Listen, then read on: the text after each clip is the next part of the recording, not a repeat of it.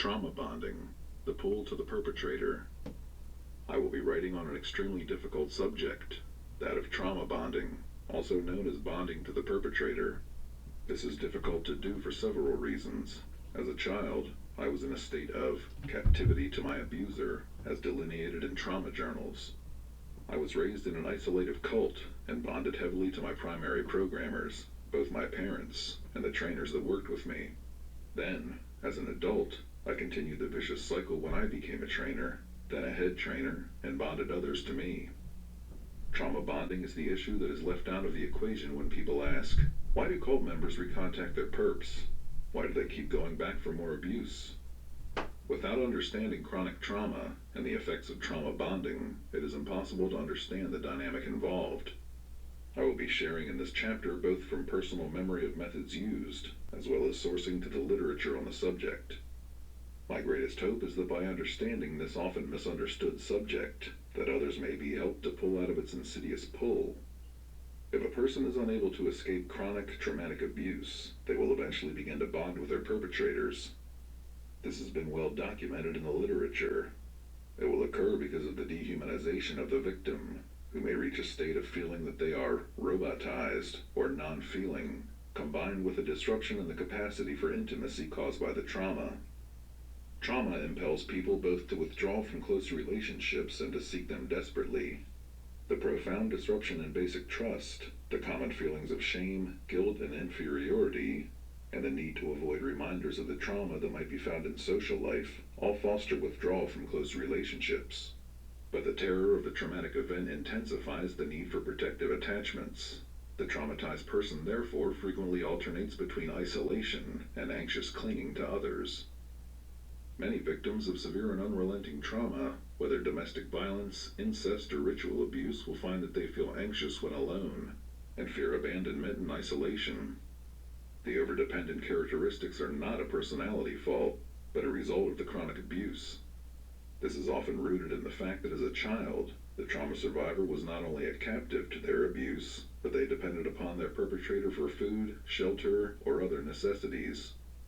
In addition, with ritual abuse, a small child will often be abandoned for periods of time to increase their dependency upon the very people who are abusing them. Any 2 or 3-year-old will be almost insanely grateful to be rescued from a small box that they have been confined within for hours, or from the dark confines of a musty basement where they have been left for a day or two. Even the most abusive perpetrator will then become the child's rescuer, which is the foundation of trauma bonding. In trauma bonding, the person's abuser will be perceived as the one who delivers and rescues from the abuse, as well as the tormentor. This creates a psychological ambivalence that creates dissociation in a young child. The very helplessness and terror that are instilled by the abuse cause the child, or later the adult, to reach out to the only available hand for relief, the perpetrator, and the perpetrator will rescue and stop the abuse, or take the child out of the confines of their pain, but for a price, their unrelenting loyalty and obedience. This is the traumatic underpinning of all cult programming that I have seen, a combination of abuse and kindness, terror and rescue, degradation and praise. This will be reinforced by the perceived power of the perpetrator in the cult situation. In situations of captivity, the perpetrator becomes the most powerful person in the life of the victim, and the psychology of the victim is shaped by the actions and beliefs of the perpetrator. This is survival at its most basic for the child raised in a cult setting, since failure to do this will cause further punishment and pain. The child will have seen people tortured or killed for disobedience, and so, literally, the perpetrator will have the perceived power of life and death over the child. If the child complies and is obedient to the demands of their perpetrator and the group, they will be rewarded with freedom from punishment and continued life. The intense coercion to not only comply with, but to identify idealistically with the group in this context is overwhelming. Almost all very young children in an abusive cult setting will begin to internalize their perpetrators in some form in order to cope with this reality, and this reaction will be rewarded heavily, if not done intentionally. Many cult handlers or trainers will pretend to pass on their spirit into the child, and will tell the child that they are now live within them, and are always watching them. Frequently, the young child will then create an internal alter with the same name as the outside abuser or trainer. I remember my second trainer, Dr. Brogan, saying that he was giving himself immortality by going to live inside of me when I created, with his help, an internal Dr. Brogan. This alternate personality became a head internal trainer inside, the same role that Dr. Brogan had on the outside. And part of healing has meant learning that this internal Brogan is actually part of me, and learning that he no longer had to do his old job of reprogramming me internally. It has also meant breaking free of the hold of the good memories of him, the kindnesses, the expressions of love and caring, held over me as well, since they bonded me to him, and to the group that he belonged to. In the cult, it is not uncommon to have a death ritual, where the child is brought to a near-death experience. Afterwards, the rescuers are the trainers who talk soothingly to the child, massage him or her with oils, and tell the child that they owe their life to them. Not only that, but the warning is given. If the child ever tries to break free, they will return to the state of dying. Other setups will include burying a child alive in a boxer coffin. Again, the perpetrators will rescue the horrified child who is almost out of their mind with terror. After several long hours, under one condition: undying loyalty to the group and the rescuers. Traumatized beyond belief, the child readily complies. This time of avowal and loyalty will be buried in a deep subconscious layer of the mind, and the older adult or survivor may not be aware that the part of the draw to the group is the belief that they owe their life to them. The subconscious fear needs to be dealt with, that leaving the group does not have to mean death, as they were taught in early childhood traumatizations. After any training session, all Illuminati trainers know that the most important time is the kindness bonding after the trauma is over. The best trainers will have kind personas that will come out, talk lovingly to the subject, and tell them how well they did, how needed the subject is to the group, how special and unique they are. Rewards such as a special food, drugs, or a sexual partner will be given as well. This kindness after the trauma is the hook that will often draw programmed personalities back to the cult, since some personalities may know only of the rewards and kindness and will block the abuse. Heavily abused alters have less of an investment in returning to the cult, but heavily rewarded and praised alters will, and must be helped in therapy to see the whole picture. Siblings and other children will often form a trauma bond with each other, much as soldiers in a war setting or prisoners will do. Twinning with a non-biological twin will carry this to an extreme. In different situations, children are allowed to rescue each other, increasing their loyalty and bond to each other. They will go through the same programming and torture together, and will feel the bond of surviving it together. A battlefield mentality may literally develop, as friendships deepen in youth and vows to be willing to die for one another are given and taken.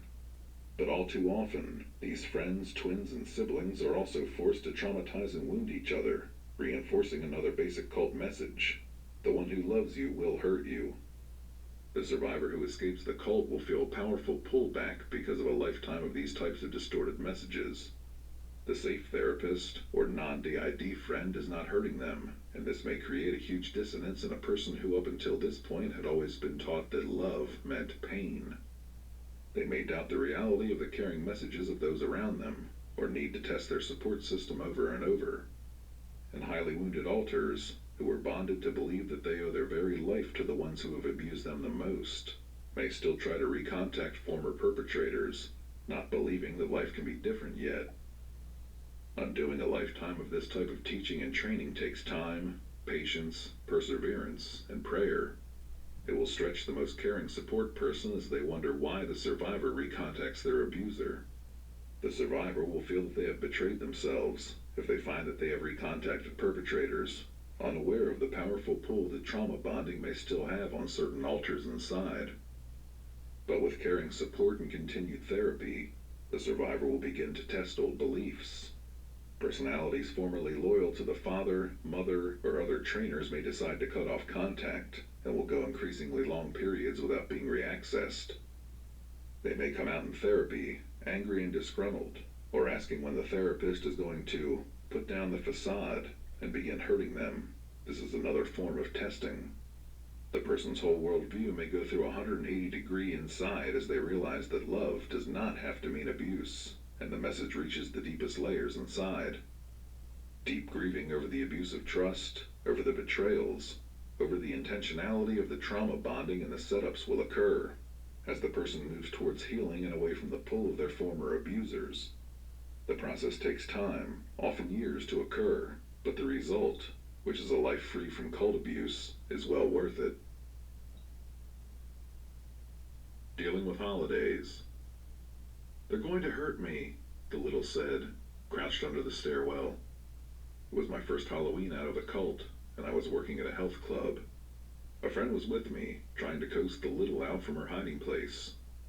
"No one's going to hurt you," he said gently. "How do you know? They always have before," she answered. Certain times of the year can be difficult for survivors, especially anniversary dates of trauma and holidays.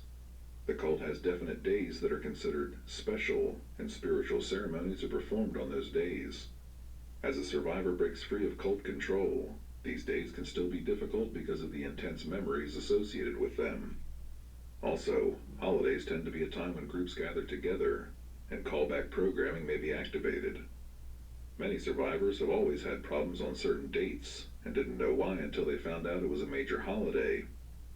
How does a person get through a difficult anniversary date, or deal with a time of year that can trigger memories of past abuse? I thought that here, I would share a few ideas that have helped me personally. I am finding that the longer I am out of the cult, the less effect that dates have on me. Since that first difficult Halloween I mentioned above, I have not had major problems once my inside people learned they were safe from harm. I still try to do things to make sure that holidays are less stressful for me, though. 1. Recognize the triggers. Everyone has different things that might trigger them during holiday time. Some people are affected by the smell of a pine tree, for example, or the sight of decorations. Knowing your personal sensitivities and preparing yourself for them, or trying to avoid them if possible, can help. While I cannot avoid the ads and displays in stores, I can choose to be aware that they do bother certain people inside, talk to them about it, and choose to ignore the displays, looking the other way. 2.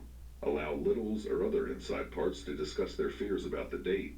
This is best done in therapy, although there may be times, such as the health club incident mentioned above, when this isn't possible. Letting inside people draw their concerns and slowly share their memories of the date can go a long way to deactivating the fear around the date. Grieving over painful memories associated with the day may occur too. Many survivors battle deep depression on anniversary dates. Knowing this can happen, the survivor can try to take extra good care of themselves. 3. Eat nutritiously and get rest. This is sometimes ignored, but can really affect the reserve a person has for dealing with major stressors, and holidays count as one. Taking vitamins, eating plenty of whole grains, fresh fruits and vegetables, and trying to get 8 hours of sleep a night, or more if needed, can help when difficult times hit. Emotional stress is very tiring and can tax a person's reserves. Try to build these reserves up during anniversary times. 4. Try to lower your stress level. Anniversary times are not the time to overload or do too much. This might be the time to plan for vacation time from work, taking a sick day, or otherwise bringing down the outside stressors. The past few years, I did nothing on Halloween except stay home with my family, and plan to do the same this year. I have a day with nothing planned at all. 5. Stay with someone safe. A safe friend, who can help ground you if memories hit or the date is overwhelming, can really help. Preferably someone who is not a survivor, since one person's fear can occasionally feed another's. If the friend is cheerful, encouraging, and able to help you engage in relaxing activities, so much the better. 6. You may want to schedule extra therapy sessions if needed during a major date if memories are flooding, or it is difficult to cope. This is a time to reach out for help if a person is feeling overwhelmed. 7. Distraction. Try to plan some simple, light-hearted, or relaxing activities. I like watching funny movies on certain days, since they distract me. Drawing, playing music, or baking can be activities that distract. Telling jokes with friends might be another. Each person has their own favorite stress relievers, 8. Try relaxation techniques. If panic is near, certain relaxation techniques can help. Abdominal breathing, slowly, can help break a panic attack. A warm bath in scented water, or a hot shower, a cup of tea, herbal, such as chamomile, or even going for a massage can all be tension breakers. Giving yourself a manicure might help. Each person has routines that relax them. Find those and utilize them. One of my personal favorites is hiding under the covers with a good book and munching on pretzel sticks. My littles feel safe doing this. Believe no one can see them under the covers, and the fear level can go down dramatically. The reading is distracting as well. 9. Make a new, happy tradition. Even though I have dates that are filled with painful childhood memories, I have chosen to start new, happy traditions. On Christmas, I have cupcakes. On Halloween, I put up Thanksgiving decorations and try to do something especially fun. This can build in new positive experiences and memories on dates where previously there were only negative ones. And my outside children love it. It is building happy memories for them, as well as these dates. These are a few tips for getting through difficult dates. I welcome suggestions from others on more tips that have helped them. It is possible to make it through holidays, and with time, the fear can lessen as they approach. With outside accountability, work in therapy, and internal healing, holidays can be a safe time. Book review. Cover-up of the century. Every once in a great while, a book comes out that is a standout in its field. One that is well written, that teaches, educates, and leaves the reader thinking for days afterwards about its subject. One that challenges the reader to overcome biases and misconceptions. And recently, such a book was published. Cover-up of the Century, Satanic Ritual Crime and World Conspiracy by Daniel Ryder. If you don't have a copy yet, I suggest you go to your local bookstore or Amazon.com online and get one. This is one of the better researched and documented books on the topic of ritual abuse that I have seen.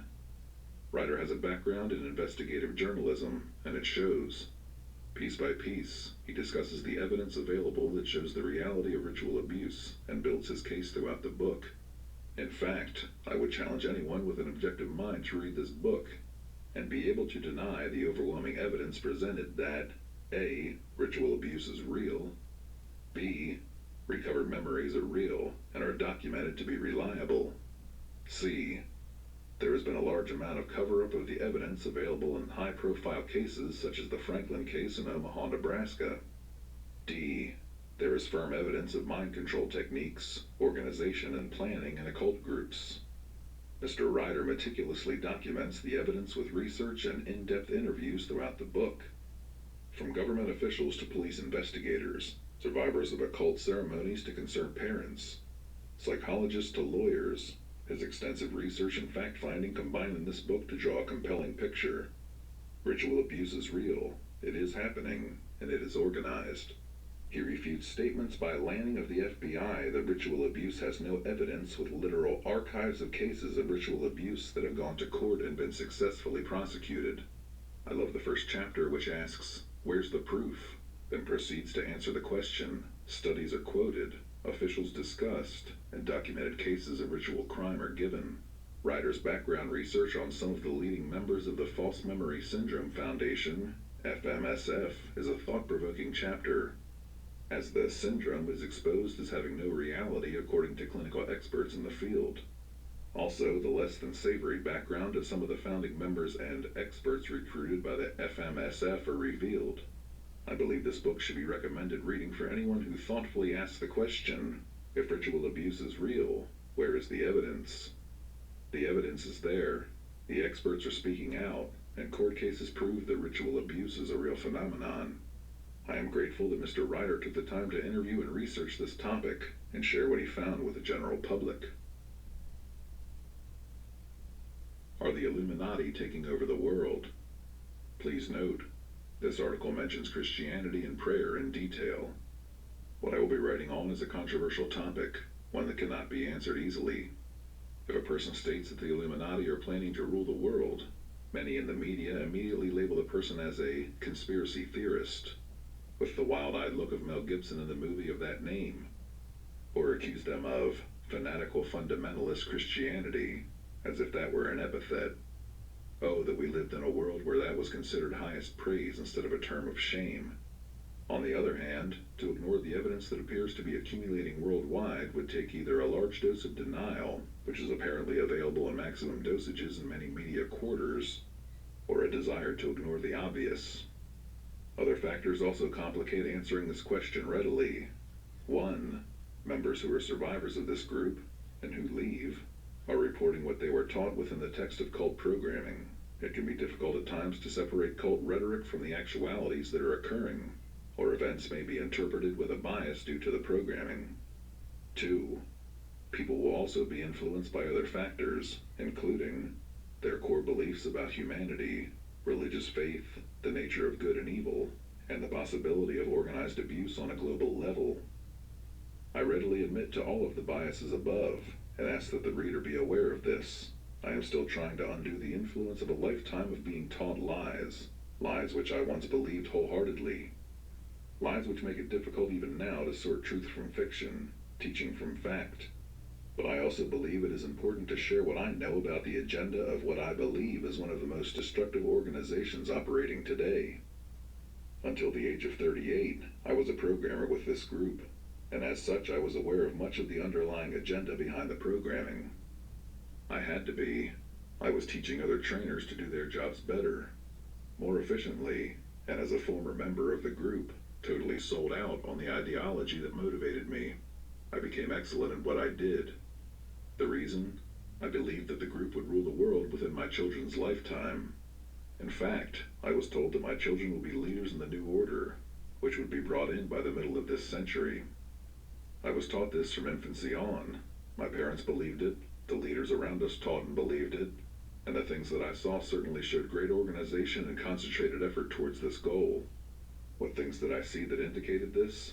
There were several. I saw a large amount of money being used to fund the projects of this group, funds that poured in from around the northern hemisphere and the world. Couriers were sent to the corners of the globe, and many of the top financial institutions had a vested interest in bringing this New World Order to pass. This was discussed in leadership meetings, shown in videos to members of the group, such as the grainy films I saw in the 1960s showing a large round table with 13 members sitting around it, and the words, "These are your leaders," spoken as the members rose and pledged allegiance to the coming new order. I will not mention the figures shown in this film in order to avoid the claim of libel, but they were well known, influential, and many were behind the banking system of the modern world. The Illuminati are funding this coming world order quietly, behind the scenes. They believe that money not only talks, as the saying goes, but buys media coverage, or silence, protection, and the influence needed to shape our modern world. As the economy goes, the nation will go, I was taught in my teens by leaders in this group. They are practical pragmatists, in spite of their occult bent, who understand the motivation that drives much of mankind, greed, or the desire to gain wealth and power. Other indications of the worldwide agenda, the Illuminati have been slowly linking themselves with other worldwide occult and religious organizations over the years. There are no press releases announcing the merger of Illuminist intellectualism with a local coven's leadership, but this has been occurring with regularity over the past decades. They have been funding paramilitary groups, extremist groups, and any groups with an agenda that includes hatred, egocentrism, racism, and other isms to an extreme. They are funding educational institutions, believing, and rightly so, that the youth of today will be molded by their education. This influence is subtle, but certain classes have been opened up, or certain instructors brought in, due to the subtle influence of quiet businessmen who have contributed heavily over the years. Again, the cynical pragmatism of the Illuminist leadership comes out, as they wield influence with financial power. Power gained, unfortunately, through their esoteric practices and contracts with evil. Local and national media have been influenced for years by their financial pull. I was taught that the average person will be slowly and unknowingly edged towards acceptance of more and more immorality and idolatry. All a person needs to do is read or look at a magazine from the 1950s and compare it to those on the market today. To watch a movie from 50 years ago, when John Wayne was considered action, compared to a modern tale of violence and spirituality, Or compare the changes in modern television programs to see that the media has had an enormous, and I was taught calculated, impact on society. The Illuminati have not created our modern society's ills or weaknesses, but they have encouraged and exploited them, often laughing at the gullibility and lack of moral fiber of the average citizen. We as human beings have created the familial and social climate that is present today in our country. More and more, this is a climate adversarial to fundamental Christianity and morality. Mankind without God will turn to fill the vacuum, and the Illuminists and other occult groups have rushed to fill it. Are the Illuminati out to rule the world? Yes, and this is what they teach their members. They are working avidly towards this goal even as I write. Will they succeed? Not if our nation turns to prayer and repentance and asks the mercy of God on the world. The Bible teaches that only God knows when the end of times will come, and also teaches that God is holding back that time in order that none may perish, that all may have a chance to repent and turn to Him. This kind of faith can prevent the domination of evil in a world that often seems hopelessly snared in the coils of the enemy. The choice is up to us. God offers the choice, and we must decide to take a stand and pray. To pray for our nation, to pray for individuals caught in groups that teach lies and deception, to pray for ourselves, for the spiritual strength to resist evil when it occurs, and to choose righteousness and the love of Christ instead of selfishness. To be those who are not merely bystanders, watchers of moral decay, in a world where evil won because good men did nothing, but instead to be those who followed Jesus and did something to make a difference. The search for a good therapist. You aren't DID, the therapist announced. I felt immense relief. This was a specialist in working with PTSD and DID, and the referral for a large Christian counseling group in Southern California. You couldn't be, she continued, because I lose time when I become uncontrollably angry, and I'm not DID. I blinked and looked at her. She then proceeded to disclose during the next half hour about her childhood of torture by her older brother, including sexual abuse, and his forcing her to help him cut up small animals. Knowing that children often learn from their parents, I asked her the logical question, what were your parents like? I don't know. I don't remember them at all. It's a complete blank. I went home that day and told my wife I had decided not to see this specialist in DID anymore. She angrily asked me if I was avoiding therapy. No, I'm just worried when I'm healthier than the therapist, I answered. This is a true story from much earlier in my healing process, and shows the problem that faces survivors of severe childhood trauma when they are looking for a qualified therapist. The experts may not be as good as claimed. Large full-page ads in the phone book proclaim a therapist's expertise, while others are given as a referral from an organization when called.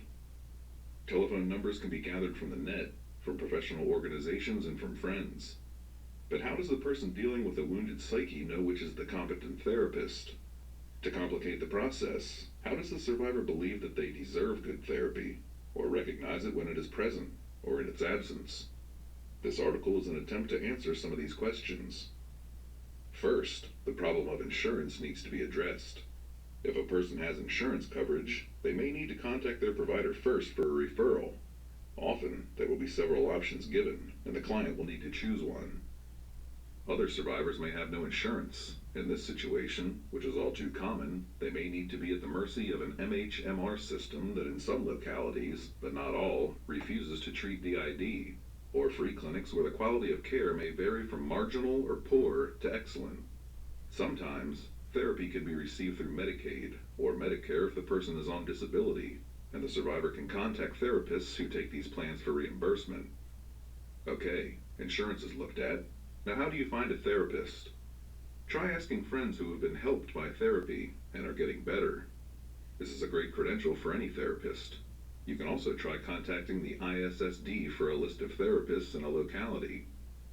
The ISSD does not guarantee that the therapist is competent in working with DID or trauma, only that they are a member of their organization, but it is a starting place. Organizations that work with survivors of trauma may also be able to give a referral, as well as hospitals and/or units dedicated to DID and trauma. Therapists who are well known and respected, and known to be safe, can be another source of a possible referral. Think about whether you would be more comfortable working with a female or a male therapist before starting to interview one, since this may narrow your choices down. The next big step is the phone interview. Before seeing a therapist, try doing a brief interview with them and ask a few questions. Your goal should be to do a phone interview with at least 3 therapists initially. Questions you might ask on the phone should include, are they accepting new clients? How long is the wait before being seen? What about fees and how insurance claims are handled? Check whether the fee is paid up front and the client contacts their insurance for reimbursement, or the therapist handles billing. You may also need to contact your insurance company for pre-authorization in order to be reimbursed. This means the insurance company wants to approve the therapist first, or they won't pay you if you see them. Does the therapist have a sliding scale if there is no insurance? How long are sessions? Does the therapist ever go over or give extra sessions? And if so, how does he or she handle billing? How far away is the therapist's office from where you live? Experience. What kind of credentials does the therapist have? Experience working with survivors of trauma and/or ritual abuse? Do they understand DID? What kind of license do they hold? LPC, MSW, marriage and family counselor, etc.? What school did they go to? How long have they been a therapist? How available is the therapist? How does he or she handle crisis situations or after-hours calls? Suicidal ideation in the client? Does the therapist work alone or with a group that has rotating call? How does he or she view hospitalization? The role of medication? How far ahead should appointments be canceled? 24 hours as usual. Discuss their personal philosophy of healing, how they became interested in working with survivors of trauma, how they view the healing process, and how they help clients work towards this goal. What is their belief or faith system? Do they pray with clients? How do they view spiritual warfare? Are they directive or non-directive? What do they do when a client disagrees with them or the direction therapy is going? Do they believe that ritual abuse is real? How do they help clients deal with flashbacks? What does he or she feel about integration or not? Does he or she respect the client's wishes in this area? How does the therapist feel about switching during a session? Are they willing to learn more? Go to conferences? If the phone interview goes well, and both of you feel that you could work together, then the next step would be a personal interview with the therapist's office. Here, you can see the therapist in his or her working ambiance. Remember, the therapist is working for you, not the other way around, and it is okay to go with your gut instincts. You deserve to find someone that you feel comfortable working with. At this point, you might want to ask, how does the therapist take care of his or herself to avoid burnout? Do they have supervision or others they can vent to? Do they have a sense of humor? What are their views on boundaries? Giving hugs? Confidentiality? What will they do if you see each other in a public place? Is the office comfortable? Private? Ask yourself, how is the therapist relating to me? Do I feel I could become comfortable working with him or her? Am I treated with respect? Does the therapist listen non-judgmentally? Once you have found a therapist that you feel comfortable with, as time goes on, it also helps to have realistic expectations of the therapy process. Ritual abuse is a severe type of abuse, and the therapy process is often long and involved. It is important to not expect that the therapist will be able to fix you or make it all better.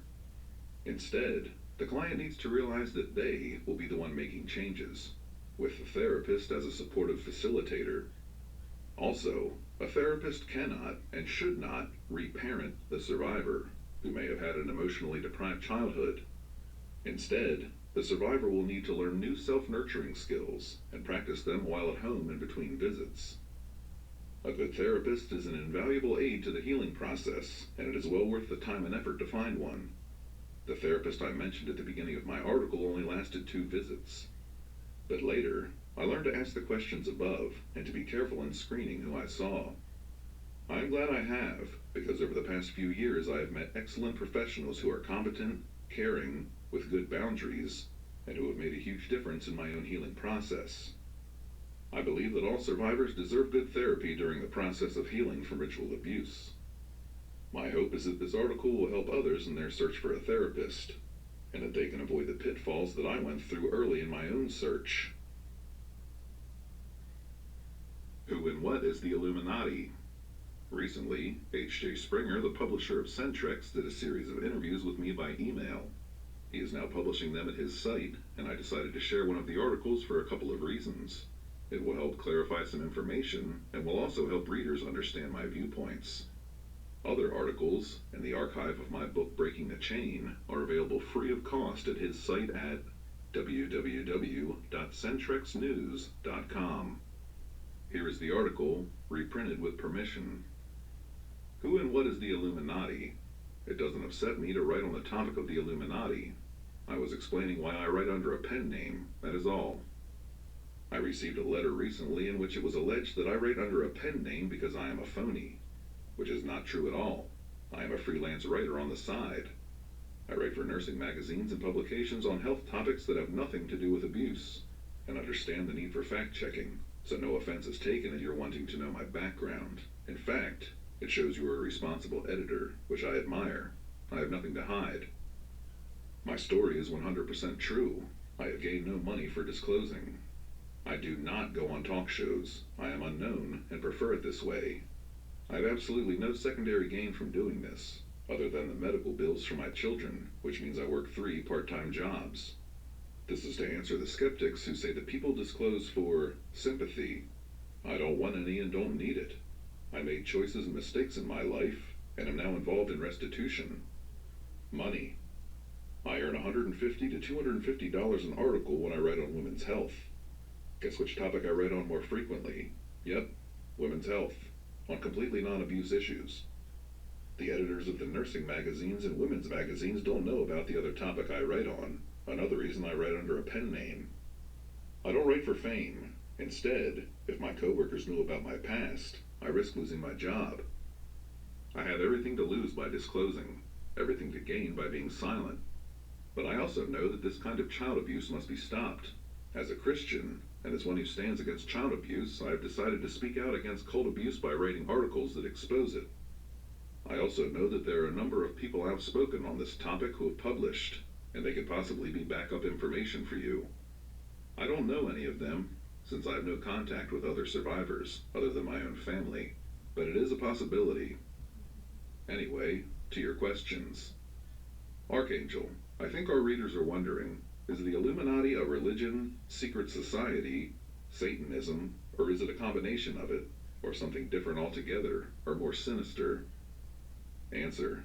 The Illuminati is a group that practices a form of faith known as enlightenment. It is Luciferian, and they teach their followers that their roots go back to the ancient mystery religions of Babylon, Egypt, and Celtic Druidism. They have taken what they consider the best of each, the foundational practices, and join them together into a strongly occult discipline. Many groups at the local level worship ancient deities such as El, Baal, and Ashtart, as well as Isis and Osiris, and Set. This said, the leadership councils at times scoff at the more primitive practices of the anarchical, or lower levels. I remember when I was on council in San Diego, they called the high priests and priestesses the slicers and dicers, who kept the lower levels happy. This is not to offend anyone. It only shows that at the leadership levels, they often believe they are more scientifically and cognitively driven, but they still practice the principles of enlightenment. There are 12 steps to this, also known as the 12 steps of discipline, and they also teach traveling astral planes, time travel, and other metaphysical phenomena. Do people really do this, or is it a drug-induced hallucination? I cannot judge. I saw things that I believe cannot be rationally explained when in this group, things that frightened me, but I can only say that this could be a combination of cult mind control, drug inductions, hypnosis, and some true demonic activity. How much of each, I cannot begin to guess. I do know that these people teach and practice evil. At the higher levels, the group is no longer people in robes chanting in front of bonfires. Leadership councils have administrators who handle finances, and trust me, this group makes money. That alone would keep it going, even if the rest were just religious hogwash. The leadership levels include businessmen, bankers, and local community leaders. They are intelligent, well-educated, and active in their churches.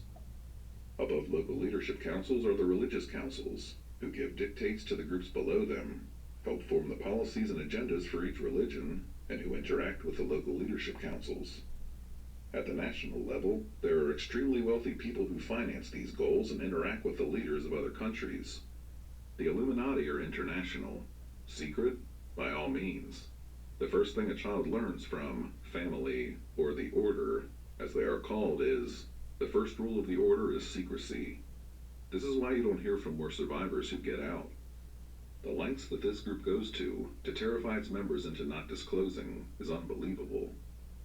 I have seen setups, oh yes, they set up fake deaths, etc., where a person was burned alive to teach the children not to tell. They are told that this is a traitor who disclosed, and now he is being punished. This person wasn't really a traitor and isn't a flame-proof vest, but the vision of a person on fire and screaming remains with the 3- and 4-year-old children for a lifetime. And when they are adults, even if they do leave, scenes such as this mean they won't tell many people for fear of being traced and punished. Because I helped create a lot of setups as an adult trainer, I became somewhat cynical and have chosen to disclose as a result, although I do fight intense fear even now at times. Try being buried in a wooden box for a period of time. It may have been minutes, but to a 4-year-old, it is an eternity. And then when the lid is lifted, being told, if you ever tell, we'll put you back in forever. The child will scream hysterically that they will never ever tell.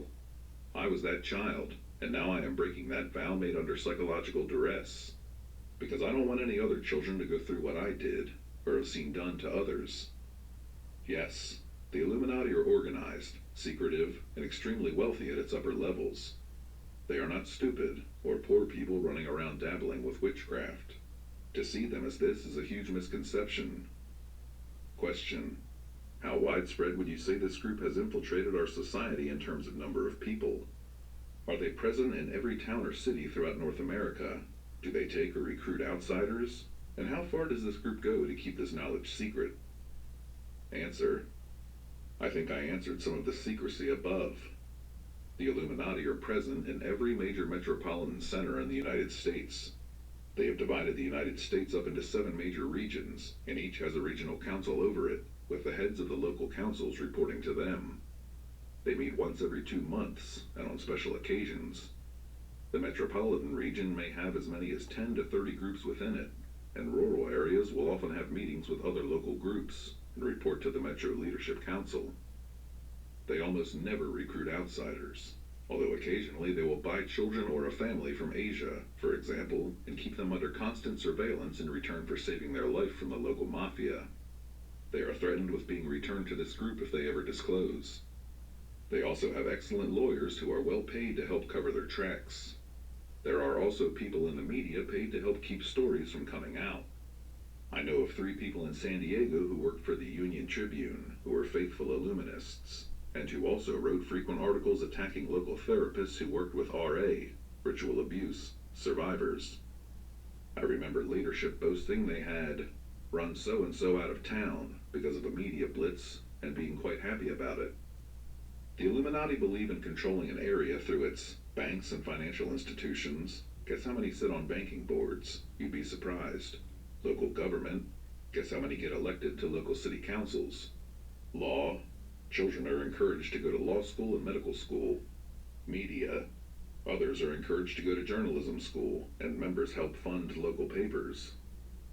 Question: is this the same Illuminati that was created by Adam Weishaupt in Germany?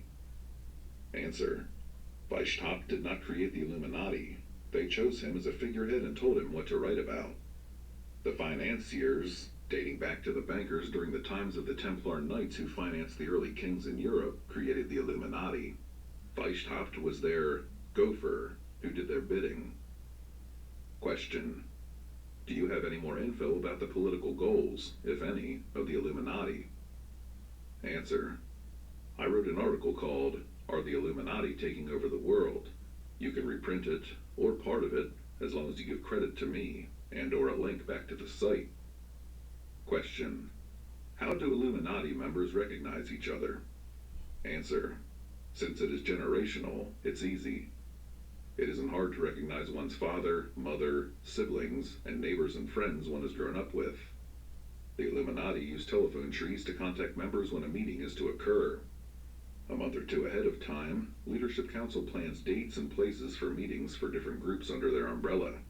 They then call local leaders, the high priest or priestess, a week ahead of time. 2 days ahead, these people call their head members, who then call the people under them. A person knows their status in the group by how far ahead of time they know a meeting date. The lower in the group, the less they are trusted with information, and the less lag time before meetings. Sometimes, certain pieces of jewelry, such as a ruby ring or an oval emerald, might be worn if meeting someone in a public place at a prearranged designation. But most accessing and contact is done through family members or close friends. When I lived in San Diego, my entire family of origin and my 4 closest friends were all members of the group. It wasn't hard to reach me, to say the least. My spouse was also a member. The Illuminati believe in arranged members, and do not allow their members to marry a non-member. If someone says their spouse isn't in it, they are an Illuminati, or they are in denial. This is an unbreakable policy. My marriage was arranged by the local leadership council to another ranking member. I didn't want to marry him because I didn't love him, and I will never forget what I was told by Athena, my mentor at the time. She held the second position on the council. That's for the best then, because he can never hurt you or control you. Or my mother's timeless advice given when I was 12 years old. Never fuck someone lower than you. They will drag you down.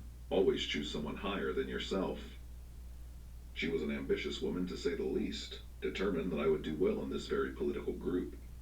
I took her advice, and Athena was my lover and protected me from some of the SOBs in leadership in San Diego, especially Jonathan, the head trainer.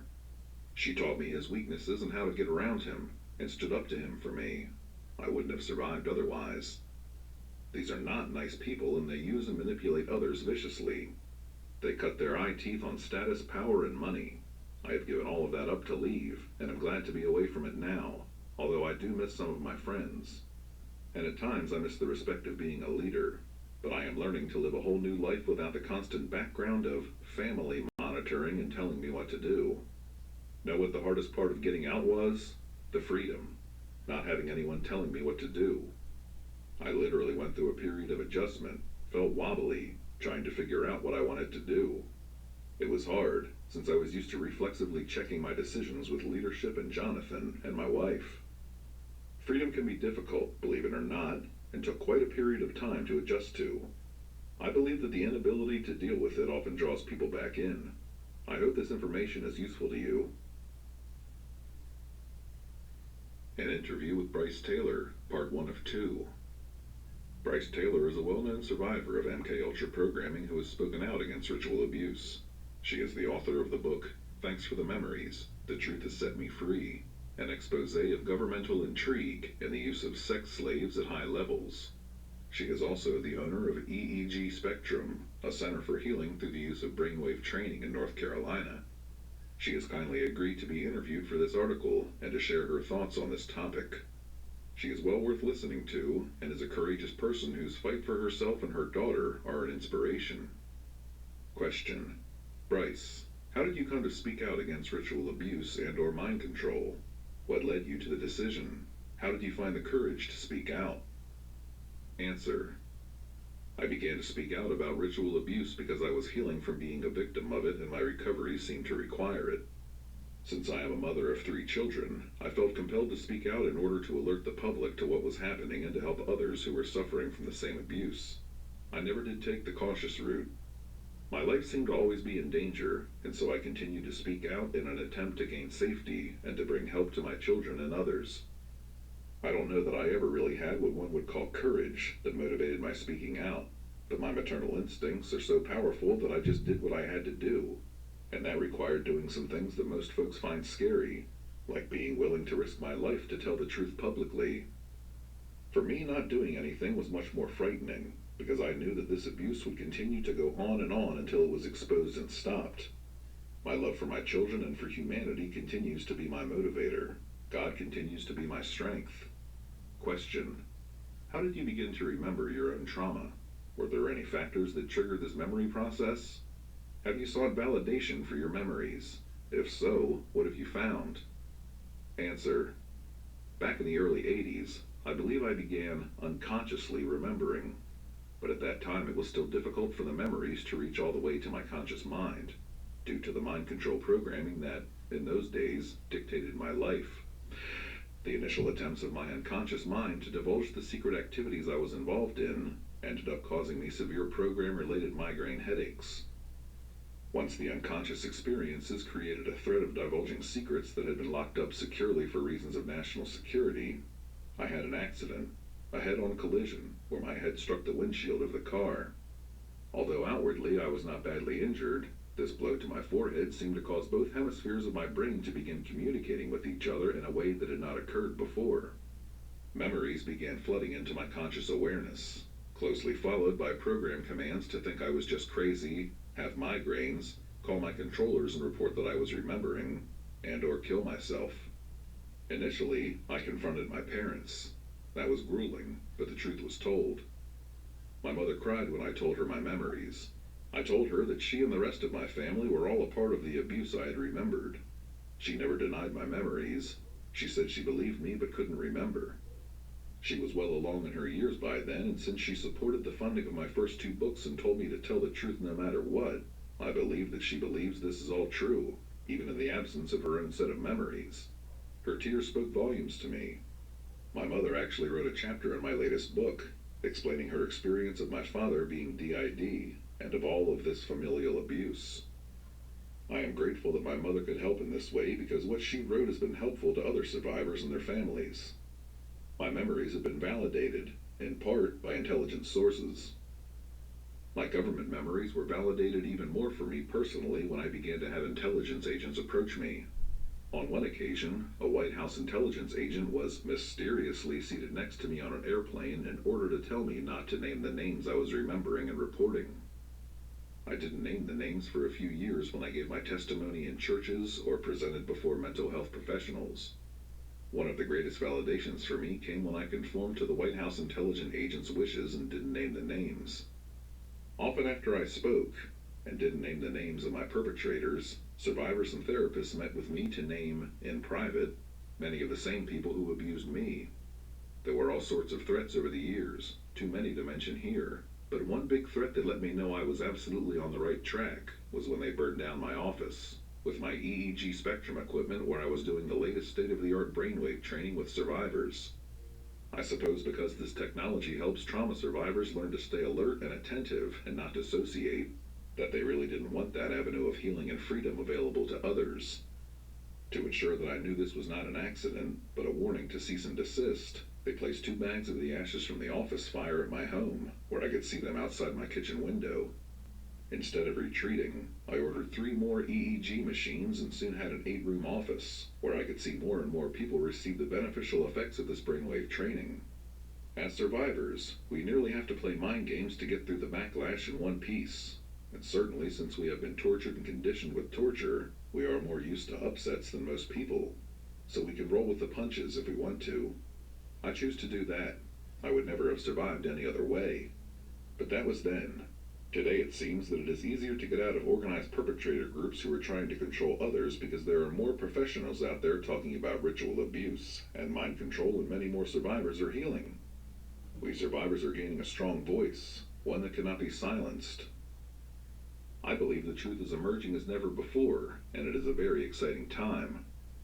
Years ago, I never could have imagined that in the year 1998, I would be given the opportunity to reach millions of people on Channel 13 News to tell them about ritual abuse and mind control, and to be validated during this news segment by a retired Los Angeles FBI chief and a therapist who reported that she has helped 60 survivors who are saying many of the same things as me.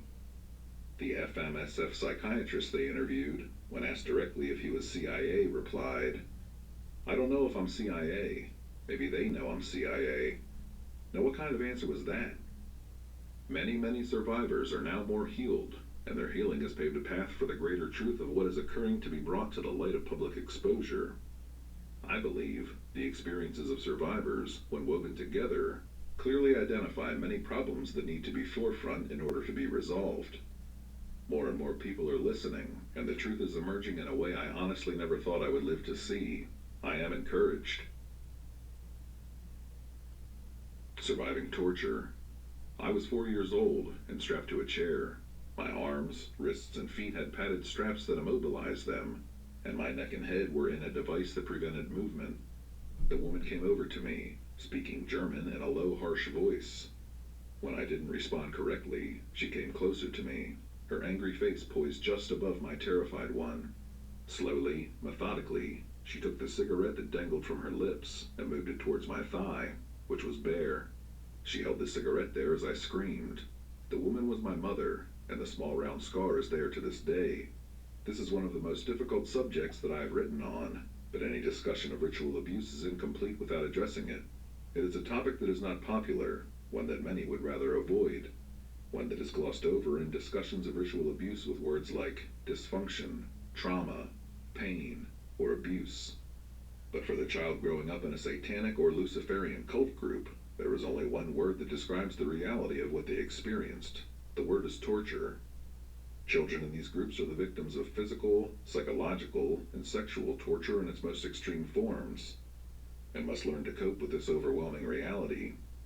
They must deal with the reality that the people torturing them are their parents, their grandparents, their aunts, uncles, cousins, and siblings, and the aftermath of shame and betrayal.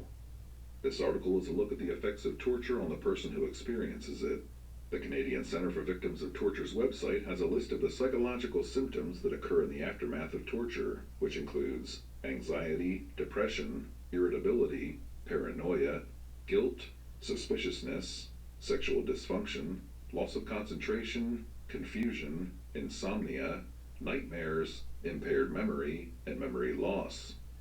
These symptoms occur as the individual struggles with the rage of the violation of their rightful boundaries, either physical or psychological. The nightmares are the unconscious seeking to resolve the hideous pain of this trauma. The suspiciousness and paranoia occur because the basic trust in humankind has been irrevocably broken. The person who has undergone and survived torture will never be the same again. Memory loss occurs as the psyche desperately attempts to block the horrors that the individual underwent, usually by dissociation or other blocking mechanisms internally. The author goes on to state, survivors of torture are often unwilling to disclose information about their experiences. They may be suspicious, frightened, or anxious to forget about what has happened. These feelings may discourage them from seeking the help they need. This article was written for medical personnel dealing with victims of torture under totalitarian regimes in South America and other countries. But the symptoms are the same for the survivor of ritual abuse. The individual often blames him or herself for the torture, especially if it occurred in early childhood. Torture creates a deep sense within the person that something is wrong with them, something that causes others to hurt them or abuse them. Advice to caregivers is given. For example, it is important to remember that those seeking psychiatric help are healthy people who have been systematically subjected to treatment intended to destroy their personalities, their sense of identity, their confidence, and their ability to function socially.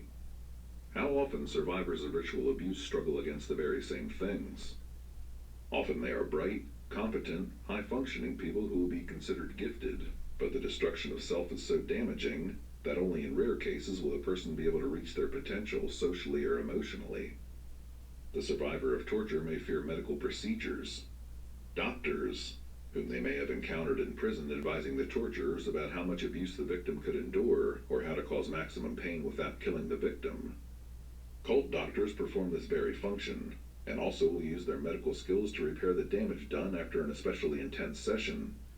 Physicians need to understand that surgical and examination instruments and procedures may be those used in torture, so all procedures should be carefully explained. Some treatments, such as physiotherapy, need to be conducted with special awareness of possibly lower pain thresholds. Ritual abuse victims commonly report intense fear about medical procedures and exams for this very reason. Survivors of torture and their families may also lose some of the values and beliefs that may have sustained them before they went through trauma. They may be unable to trust people and consequently become disillusioned. One of the universal struggles that survivors of ritual abuse and torture report is difficulty in the arena of trust and intimacy. Even for those who escape cold abuse, a pervasive fear of being abducted, reaccessed, or being returned to their abusers will instill mistrust in others. Only those who demonstrate over time their safety and trustworthiness will be allowed into the often small circle of those that the survivor trusts. Dr. Philip Berger, one of the founders of CCBT, has stated that when he began to conduct education on torture among those from the medical profession in 1977, he was met with disbelief. He was told that torture probably existed somewhere and was conducted sometime, but not to any significant degree that would require a specialized response. This denial works on many levels. Torture is a barbarous practice, one which most people would prefer to avoid. This avoidance occurs on at least 3 levels. 1. Denial on the part of the victim. 2. Denial on the part of the helper. 3. And denial on the part of society as a whole. It is the extent of this denial which allows both the practice of torture and its effects to continue and endure. If this is true about documented torture of the victims in totalitarian regimes around the world, how much more pervasive is the disbelief and denial about the ongoing torture of innocent children that occurs in occultic groups?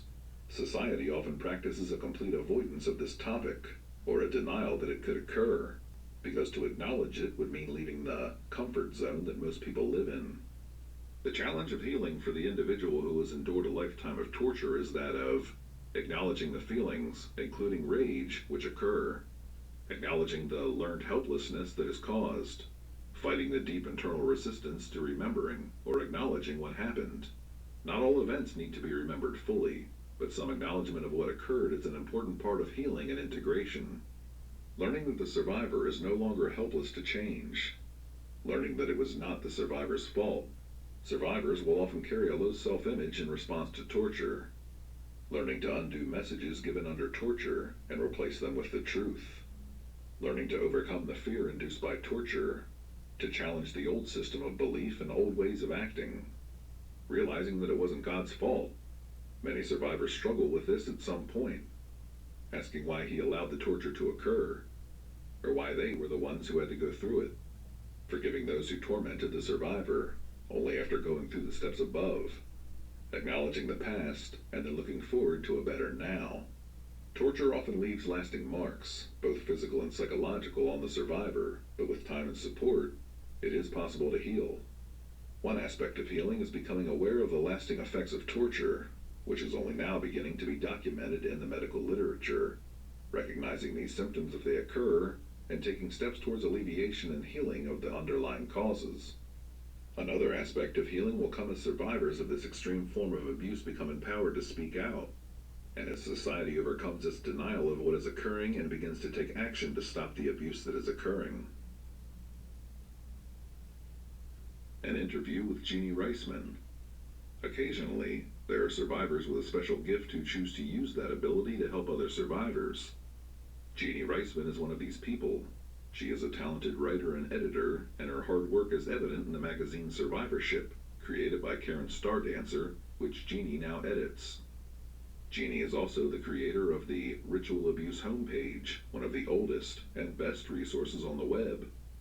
Whether you are a survivor learning about ritual abuse or a support person or therapist seeking more information, she has spent hour after hour collecting resources and indexing them on her site. Jeannie has graciously agreed to be interviewed and to share some from her own past with us here. Question. Jeannie, how did you come to speak out against ritual abuse and/or mind control? What led you to the decision? How did you find the courage to speak out? Answer. It was instinctual. When I got the very first abuse memory, one of my first thoughts was, the personal is political. I started telling everybody under the sun, and I haven't shut my mouth since. Question. How did you begin to remember your own trauma? Were there any factors that triggered this memory process? Have you sought validation for your memories? If so, what have you found? Answer. My parents and husband had died, and my kids were grown and on their own. I had responsibilities to nobody but myself, which I think was really crucial. Actually, I am one of the few people I know of who learned of the abuse in therapy. My therapist, who I trusted and liked, decided to try a little Gestalt-type exercise where the two people put their hands together and push. Supposed to make saying no easier or something. Because he was so tall, He knelt down to be on my level, and I went right into a flashback to servicing a kneeling man when I was 4. Poor guy had no idea why I was sobbing and nonverbal. That unleashed a lot of memories, first of sexual abuse by one man, later of group and cult experiences. I have no external validation, perhaps because the generation above me is pretty much all dead. And ours was an oral tradition, we kept nothing in writing.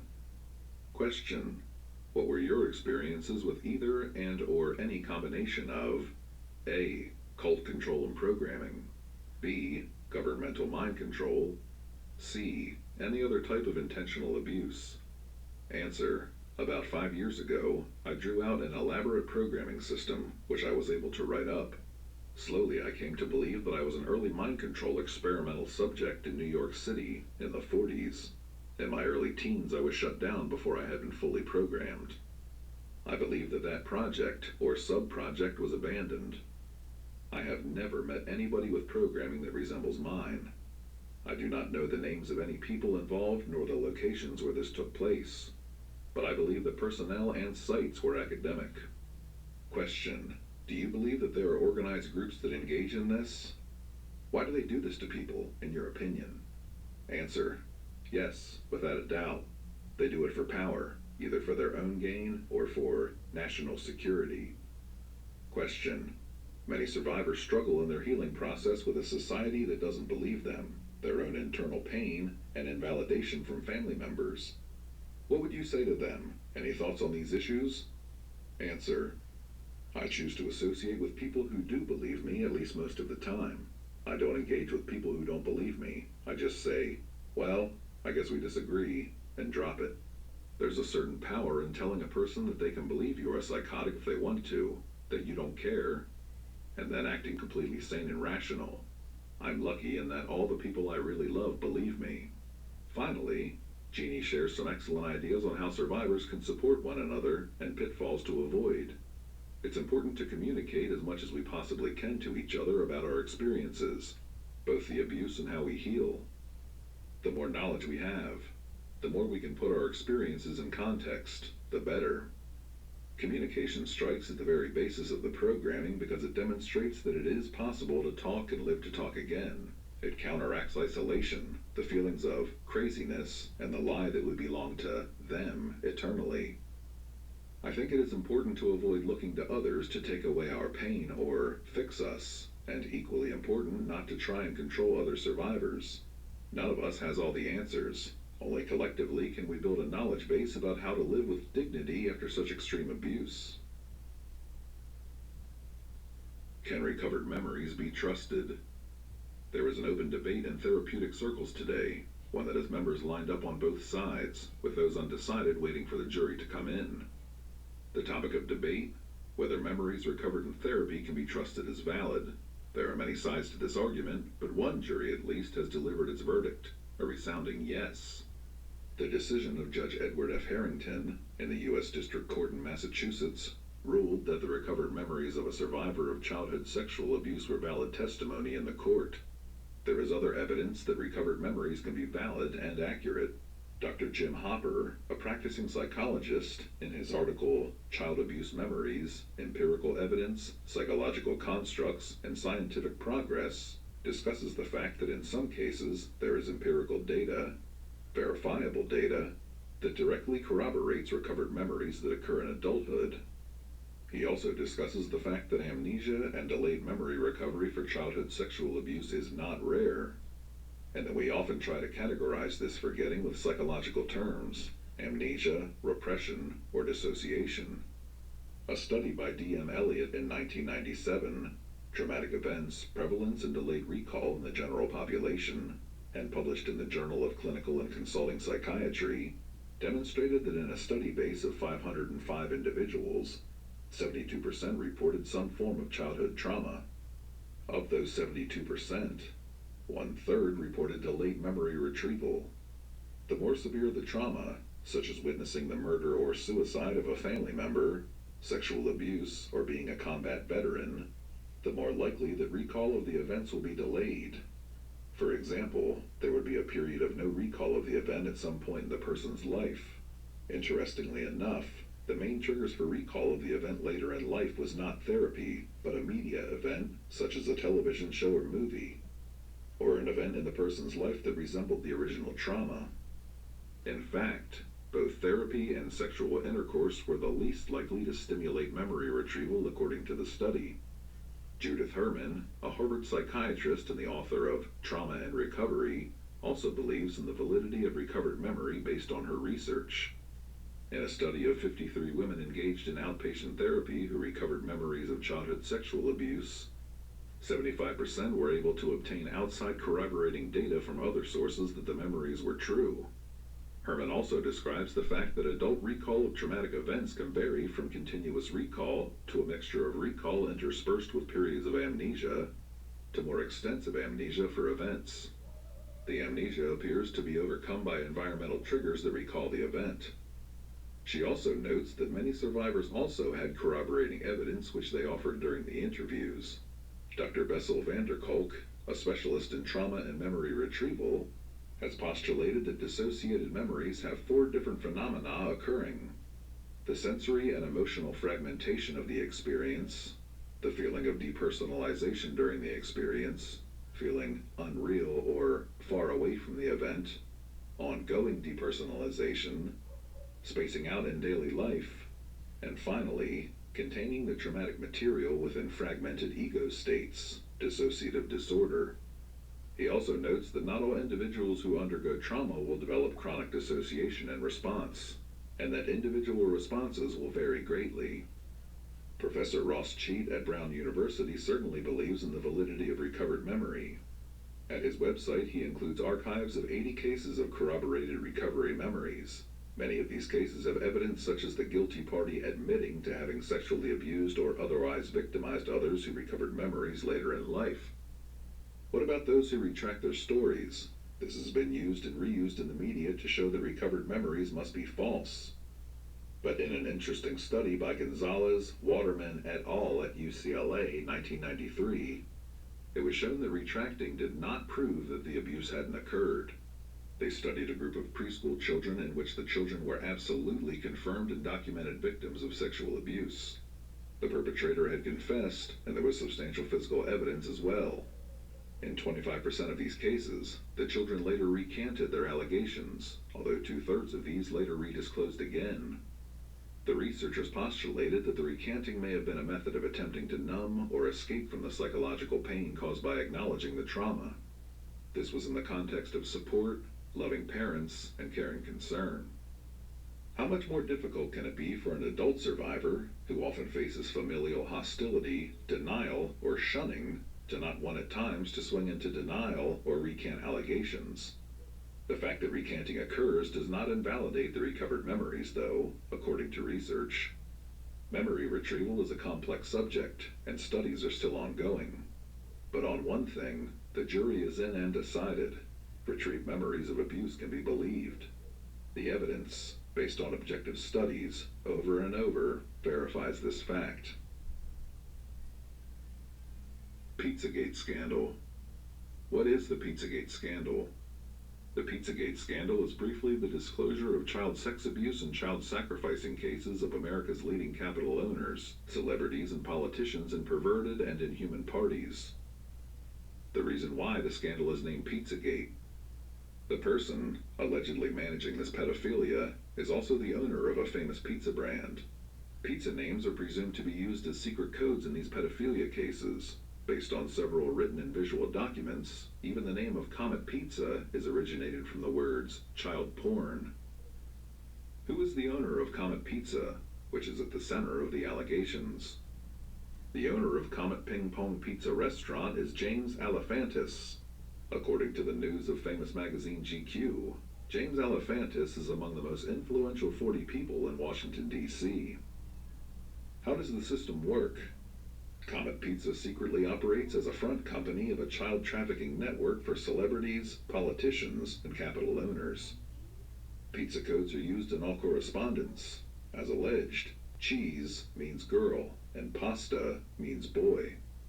Using these codes, celebrities pay fancy prices to order from Comet Pizza via email for their perverted parties, and children are delivered to the address. From some other claims, there are also several rooms and private parts on the lower level of Alephantis' pizza restaurant to which only special guests are allowed. Not only pedophilia is of concern, but as alleged, they also torture and force rape children there. Finding a safe house. One of the greatest problems that confronts a survivor of cult abuse trying to escape is, where do I go now? Often the person has been surrounded their entire lifetime by both their family of origin, who are members in transgenerational cult groups, and even their closest friends are frequently members. The person may need to make the difficult decision to flee the city they live in, or the rural area, since these groups also operate in the country, and move to a new area. Alone, friendless, cut off from family, and frequently without funds, this person must try to make a new life, and at a time when they are very vulnerable. The lack of safe houses for a person trying to leave the cult has been an ongoing concern of therapists and pastors who work with survivors. There are several reasons for this relative lack that include: 1. The time commitment needed. It is a true commitment of time and resources to decide to open one's home up to survivors. One, unfortunately, that many people simply are not willing to make. 2. Lack of understanding or training for lay helpers about DID and ritual abuse. Many churches do not understand ritual abuse, and few lay people understand it without training. There are many misconceptions about DID and ritual abuse, ones that can be easily corrected with seminars. Dr. Jim Friesen and his associates at Shepherd's House in the Los Angeles area have created a model for the church community in reaching out to and helping survivors. One that I would recommend that all lay people and pastoral staff interested in working with ritual abuse survivors read. 3. Cult plants. It has been reported that frequently the cult will have members pose as caring Christian supporters who will offer their homes or even create shelters for ritual abuse survivors, but who then re-access the survivor. This creates a fear for the survivor in knowing where to turn, or where a true safe house might exist. Unfortunately, there are those who prey on the vulnerable, and the survivor must use caution when agreeing to live somewhere. 4. Unhealthy homes. There are also frequent reports of non-cult, but abusive situations that survivors find themselves in when they go to live with a supposedly safe family. I have heard survivors report being locked in closets, enduring verbal abuse, physical abuse, and even sexual abuse in situations when they were placed in safe houses. Others have told me of enduring living in homes filled with garbage and feces, which is another form of abuse. Sharing this is not meant to frighten survivors, but to underline the need to exercise caution when looking for safe housing. Just because a person welcomes others into their home does not guarantee that they are safe. This means that a survivor must be cautious when entering a new living situation. Some guidelines for looking for a true safe living situation might include the following. Is this place recommended by someone that I trust and that I know is safe, who doesn't have a hidden agenda? Is this place clean and habitable, within reason? Why does the family want to work with survivors? How do they become interested? What are the dynamics in the home? Do the spouses have a healthy, good relationship? What are the expectations of the survivor? Helping with household chores is fine, and so is keeping one's room and living areas clean. Daily hours of backbreaking free labor or an unpaid childcare service for 40+ hours a week without pay is not, especially if the survivor is still fragile. Does the survivor have access to competent professional therapy? This will also be important in the healing process and to help stay cult-free. What is the practicing belief system of the safe family? I have heard of accounts of survivors being led into a new, non-satanic cult group with abusive practices in a supposed safe house. How isolated is the living situation? Will the survivor have access to transportation at times, to get groceries, or to therapy? How will this need to be worked out? How will the family handle attempts by the cult to access the survivor? Safety issues. How will they also help the survivor prevent their own attempts at recontacting the cult? These issues should be discussed openly and honestly, and plans for dealing with these situations made. Often, survivors will leave a true safe home for fear of endangering family members, since the cult will often threaten the family the survivor lives with. But normally, the cult will not kill outside people. They tend to threaten but not follow through because they do not want police investigations. Is there outside accountability in the home to others as well, such as a therapist or the pastor? Is the family willing to interact with the therapist and learn about DID and ritual abuse? Or is their attitude a closed, we know everything we need to know attitude? Anytime a survivor finds themselves in an unhealthy or abusive living situation, they have the right to leave.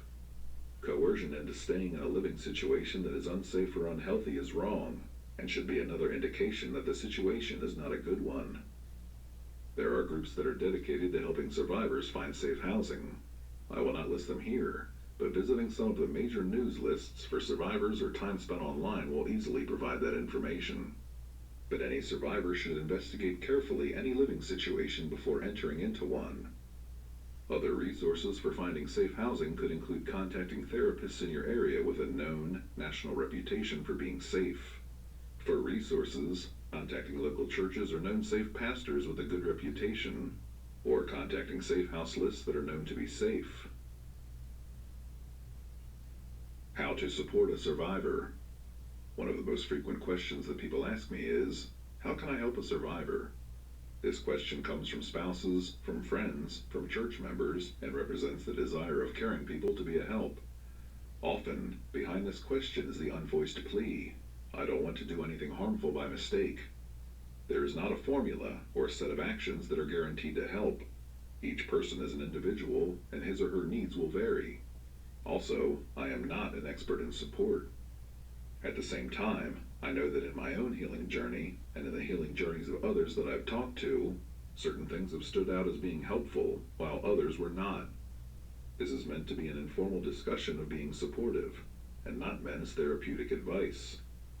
Okay, so what is helpful for a person who was a survivor of ritual abuse, who is just beginning to remember, has remembered for several years, or who may be trying to leave a destructive cult group? Here are some thoughts. 1. Listen. The survivor who has been wounded and injured by a cult group has been told all of their lives to never talk of their abuse, to not tell. This is known as the code of silence. Once the survivor begins remembering, though, there will be a need to share with a safe person. Ideally, this person will be their therapist, but they also may need a friend with whom they can share their feelings, their disbelief, their horror, their despair, and the joy at the small steps of healing and freedom that can begin occurring. Above all else, a non-judgmental person who will listen and be there and not reject them means so much. But be aware that at the same time, disclosing may cause panic or cause programming. So don't prod the person for information. Let them share at the rate that they are comfortable. 2. Believe them. Survivors of cult groups are told that no one will believe them if they disclose, and with good reason. Much of our society today is in denial about this type of abuse. They are told by leaders in the group that they will be labeled crazy and sent to a state hospital or branded a liar. This, along with the threat of severe punishments if they do disclose, makes many survivors reluctant to remember and talk about their abuse. If a survivor does not take this important step, it is important to validate them, even if what they disclose horrifies you or tests your own belief about human nature. The events seem horrific, and the cruelty beyond human capability, but often, these first events disclosed are just the tip of the iceberg. Try to never tell the person that you don't believe them. If you don't, you can say, I know that you believe this, and what I personally think doesn't matter. When asked if you believe them, they will ask, over and over, because of the programming mentioned above that no one could believe them. Each time you say yes, you are helping them break the power of a vicious lie. 3. Learn about ritual abuse. When you hear a story from one person that tests your ability to believe, that is one thing. But when you read about thousands of people who are remembering these things, it will help both your credulity and your knowledge. Also, understanding a little about ritual abuse will help you learn about possible pitfalls and problems the survivor may face during their journey. The best source of learning is a good, safe therapist knowledgeable about ritual abuse. You may want to contact one, let them know you are a support person, and ask if you can meet with them and ask some questions. Other sources can include websites, but don't just visit one, visit several, since different survivors will have different perspectives. At the local library, there are usually at least a few books on this topic. Reading a survivor's story and how they healed can be helpful. If there are conferences on ritual abuse being held in your area, they can be a wonderful source of information. You may want to contact national groups that deal with dissociation, such as the ISSD, for information on conferences in your area. 4. Be aware of programming. Many survivors of severe generational cult abuse will have different forms of programming.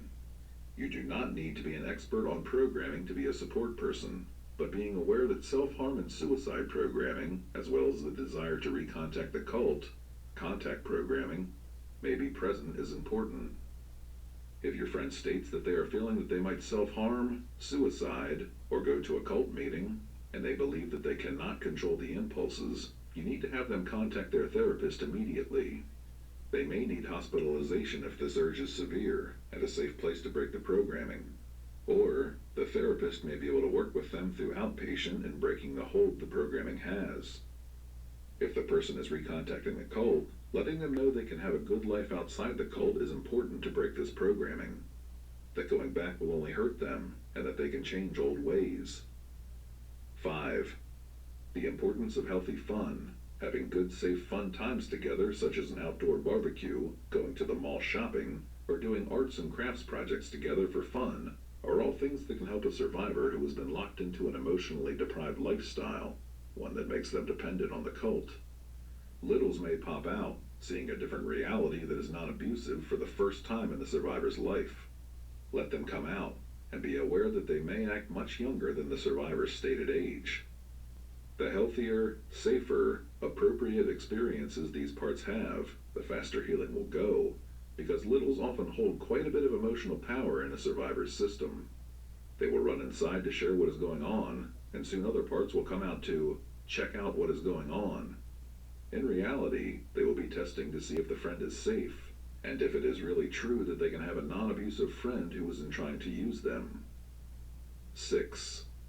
Help out when things are really rough. The survivor may have an occasional day when things are chaotic inside, or they may have done massive inside work and have very little energy for much else. A close friend can help by driving them to therapy on those days if they can't drive. They can also be there for the survivor. Helping with little things can make a difference, such as bringing in takeout on a rough day when cooking is beyond the survivor's ability. Just hanging out together and being a safe outside person can be enough many times. 7. Have good boundaries. It is important to not do for the survivor what they can do for themselves. The idea is not to reparent them, since this creates an unhealthy and impossible dynamic in a relationship. The survivor will have strong unmet dependency needs from a lifetime of emotional deprivation. Let them know that you are their friend, but not a caretaker. There is a fine balance between helping out once in a while on very bad days and allowing too much dependence. Most survivors have highly functioning parts that can manage tasks of daily life at least most of the time. Encourage this functioning. If littles are out constantly and no adult appears, this can be a sign of stress in an overburdened system, a sign of being accessed, the adults were abused or punished and went under, or a sign of unhealthy dependency. The survivor themselves can often learn to nurture themselves, and a good friend will support this. 8. Pray for them. I left what I believe is the most important for last. Healing from ritual abuse and leaving an abusive occult group is spiritual warfare of the most intense type. Any support person may undergo spiritual attack, and in some rare cases physical threats as well. Having a strong faith and knowing how to do spiritual warfare on your behalf and your friends is the greatest gift you can give them. If they are open to Christianity, sharing your love and the love of God can do a lot to undo the false beliefs about Him that the cult has taught the survivor. They will often have anger, rage, bitterness, and even hatred for God and Jesus. Don't let this shock you or turn you away from the survivor. Since they have undergone an entire lifetime of abuse, the setups where God was an abuser, it is hard to love Jesus when someone dressed like Him raped you as a small child, and you were told that Jesus does this to children. With love, prayer, and patience, this anger should lessen, and true healing of the most wounded part of the survivor, their spirit, can begin. A survivor needs to see the love of God demonstrated in others, to see that they were lied to by the cult, that Christianity is real, not just hypocrisy, and that Christian believers are willing to back up their words with prayer and acts of caring. Ritual holidays. The first year that I got out of the cult, I was having a horrible time on September 7th. I was struggling with self-harm, and the desire to recontact my wife, who was a leader in the group, was almost impossible to ignore. My anxiety levels escalated the entire day and culminated in calling my ex and then overdosing. I spent the night in the emergency room. 2 months later, I found out that this date was one of the most important of the year for the Illuminati and was called the Marriage of the Beast. It was also my ex's birthday, and I had many memories tied to the events that occurred on this day. I had also been struggling with callback programming on the date. The survivor of ritual abuse and those who support them can benefit from knowing when ritual holidays occur. These are often what are known in psychological terms as anniversary events, with painful trauma attached to the dates at the least, or at worst, are designated callback dates for the survivor. Being forewarned and preparing can help the survivor get through these holiday dates. Please be aware that different occult and ritualistic groups observe different holidays, and those with importance in one group may be minor or ignored in another. Some groups have originated in Europe, and the European ritual holidays are observed, whereas others have originated in the US and link their dates to the US calendar. Many groups that originated as a perversion of Roman Catholicism will link their holy days to the Christian calendar and mock the Christian rites. Other groups with Celtic origins will link to the Celtic calendar, but many groups incorporate a mix of several disciplines dependent on the whims of leadership for the group. Here is a listing of some of the major holidays for several disciplines. This is not an exhaustive calendar, as local leadership may incorporate their own holidays and rites. January 7th, St. Weinbald Day. January 13th, Satanic New Year. February 1st, Olmec. February 2nd, Candlemas. February 14th, Fertility Rituals. February 25th, Walpurgis Day. March 21st, Feast of the Spring Equinox. April 20th to May 1st. This is one of the most active times of the year, with weeks of preparation for Beltane, Walpurgisnacht, on April 30th and May 1st. June 21st and 22nd, Summer Solstice Rituals. July 31st and August 1st, Lammas. September 5th to 7th, Marriage of the Beast. September 21st, Fall Equinox. October 29th to November 4th, All Hallows Eve and Halloween rites, with follow-up revels in early November for some groups. December 21st and 22nd, Winter Solstice. December 25th, Christmas. Certain holidays will change year to year, since they are tied to the lunar cycle. One is the Easter revels, which begin the week before Easter in some groups. Some groups tie their spiritual rituals to full moons and new moons. The person's birthday will also be tied to special ceremonies and initiations. In the Illuminati, they followed many of the traditional dates for their spiritual gatherings, but they also had members come in 2 or 3 times a week between rituals for military training, scholarship training, sciences training, and training in other disciplines.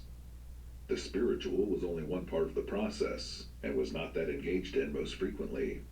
Other groups may do things differently, and the frequency of meetings may vary. Birthdays in the Illuminati are always tied to horrific rituals, abuse, and ceremonies. To this day, even though most other holidays have lost their grip on me as I have worked through the memories, I choose to not celebrate my own birthday because of the immense pain attached to it. Instead, I choose to do something nice for myself and celebrate the fact that I am now a new creation in Christ.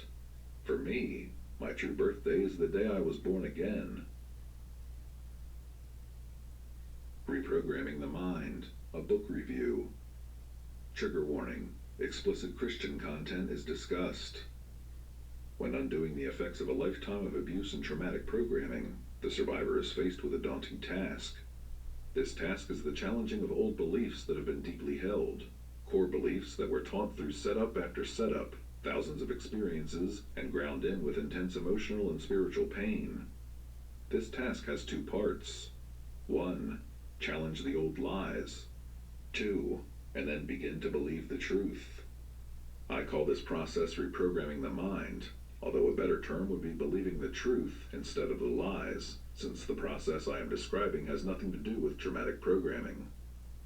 The people in abusive cults lie. From an infant's first experiences in a generational cult group, they are taught a certain worldview, and one of the first tenets is, you deserve to be abused. The tiny infant, unaware of any reality, is too young to challenge this belief as the adults around him or her wound and cause torment, and tell the infant such doctrine as, you are ours now. When an adult tries to challenge these beliefs, they will run straight into the internal wall of pain and terror that placed these beliefs inside in the first place. Deciding to give up the lie can be a slow, difficult process, one that takes every resource that the survivor and their support system can provide. Horrific memories will intrude as programming is challenged, since the internal parts driving it will be afraid, and in therapy will share exactly why they are afraid. And they have good reason, based on their life experiences. The child believes that they deserve to be used sexually, another lie taught by painful experiences heaped with comments that reinforce this. The child believes that they can never be loved or accepted outside of the circle of family, since they are told this. The outside world, sensing the trauma and pain in the person, often unwittingly reinforces this belief through its denial of the reality the survivor has faced, and the lack of knowledge of healing from trauma. The child believes that they are shameful, and only valued if they perform, since the cult is one of the most brutally performance-driven groups on the planet. Failure is severely, traumatically punished, while performance is highly praised and greatly esteemed. They will create a huge performance anxiety in every area of life. I have dealt with all of these issues in my healing. I still do. And one of the best resources that I have found to slowly undo these lies, and to help me replace them with truth, has been a book by a Christian named Robert S. McGee, the founder of Rapha Counseling. His book is entitled The Search for Significance. This book is one of the best resources for a survivor that I know of, since it addresses the problems that trauma creates in our lives, especially the roots of our anxiety towards God and others. It then gives scriptures that can help replace the messages of a lifetime with truth and healing. The message that God truly, deeply, and genuinely cares for his children, and that he loves us not based on performance, and without bringing up our past, since that was forgiven completely, is life-changing. This, along with my Bible, has been one of my main tools, along with therapy and undoing the lies of a lifetime. I need to read over and over again that God loves me. So many of the lies by the cult told me he hated me, that he forgives me. I was told by the cult that I could never be forgiven, had committed unpardonable sins, that I can be loved without performance. So much of my self-esteem was wrapped up in what a good job I did. This book also addresses the issues that are ongoing for me once healing has begun. Learning to relate to others in a healthy way. When 5 years ago I cried out to my therapist, "What is that? I've never known it." Learning to have a realistic self-image that isn't as warped and distorted by the grainy, grimy mirror that the cult used on me. Their hideous messages designed to break me down as a human being. This is a process. Reading the book does not mean a quick cure.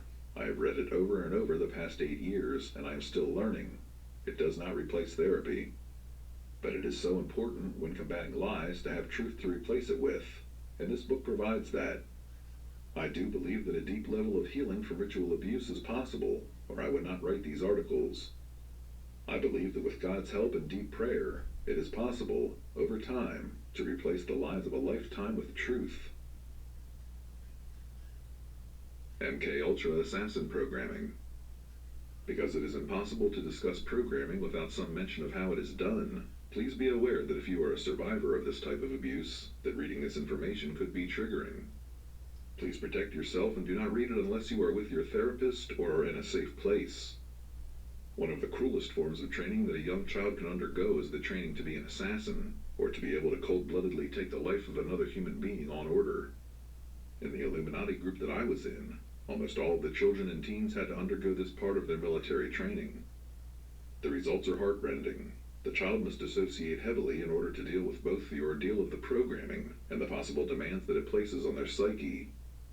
A child can be taught and trained to do this, but they can never be taught to be comfortable with the gilded causes. The training often begins young. The 2-year-old child is placed in a metal cage with electrodes attached, or is heavily shocked and tortured on a table or chair. After a long session, the child is released. They will feel numb and can barely walk. They will be given a small animal, often a kitten or similar one, and told to wring its neck. The child will refuse. The child will then be placed back in the cage or hooked back up to the electrodes and shocked again as punishment. They are then taken out and told to wring the young animal's neck. The child will be crying and afraid of more torture. Finally, shaking, they will do as they are ordered. Afterwards, they will often go into the corner and vomit, all the while being praised by their trainer for the good job that they have done. The child will have created a split that obeys the trainer to avoid the horrendous pain of disobedience. The more important the training, and the further from natural core values the child holds, the more severe the pain level used to create the programming. This is the first step in a horrible series of steps. It is continued over the years and the animals get larger. This is to desensitize the child to the concept of taking a life. During military training, the older, age 7 to 10, child will also be taught to use a gun accurately. They learn to clean the weapon, to load it, unload it, and to fire at targets. They are heavily rewarded for accuracy and berated and punished for mistakes. By age 12, most children are very accurate with a small pistol or rifle. They are then taken to an enclosure and taught to practice shooting animals that have been medicated to slow them down slightly. The child learns to aim for the head or heart. Targets are soon turned into realistic photo mock-ups of humans in target practice, and during this time the continued torture and abuse occurring increases anger levels. The child is told to use their anger to help them with their performance. During virtual reality exercises, animal targets are replaced with human ones. The child is taught to hit the bad guys and to direct their rage at them. Accuracy in these exercises is rewarded and praised, and mistakes are punished. The child is taught to obey a command code to initiate the find and seek sequence with a target, and then to implement the terminate sequence, which involves killing the target. Under drugs and hypnosis, a young teen will be convinced that this is real. One day they are tested and told, in VR, but they don't realize this in the hypnotic state, to shoot their parent or sibling, who is simulated graphically in the VR program. They do. At this point, the child is considered reliable on command. If they will shoot the person they love most on command, the programming is considered engraved and only needs to be reinforced periodically from then on. This all sounds horrendous, but this is how assassin training was done in the group I was in. I underwent it and had to do it to others. I deeply regret it now. It was a carefully planned, sequential step-by-step process. No one gives a teen a gun and says, go kill someone, in these groups, because the child would balk and be unable to. They start at the pre-verbal stage and teach each skill to overlap with the others. They capitalize on the young child's helplessness and their rage at others to fuel the programming.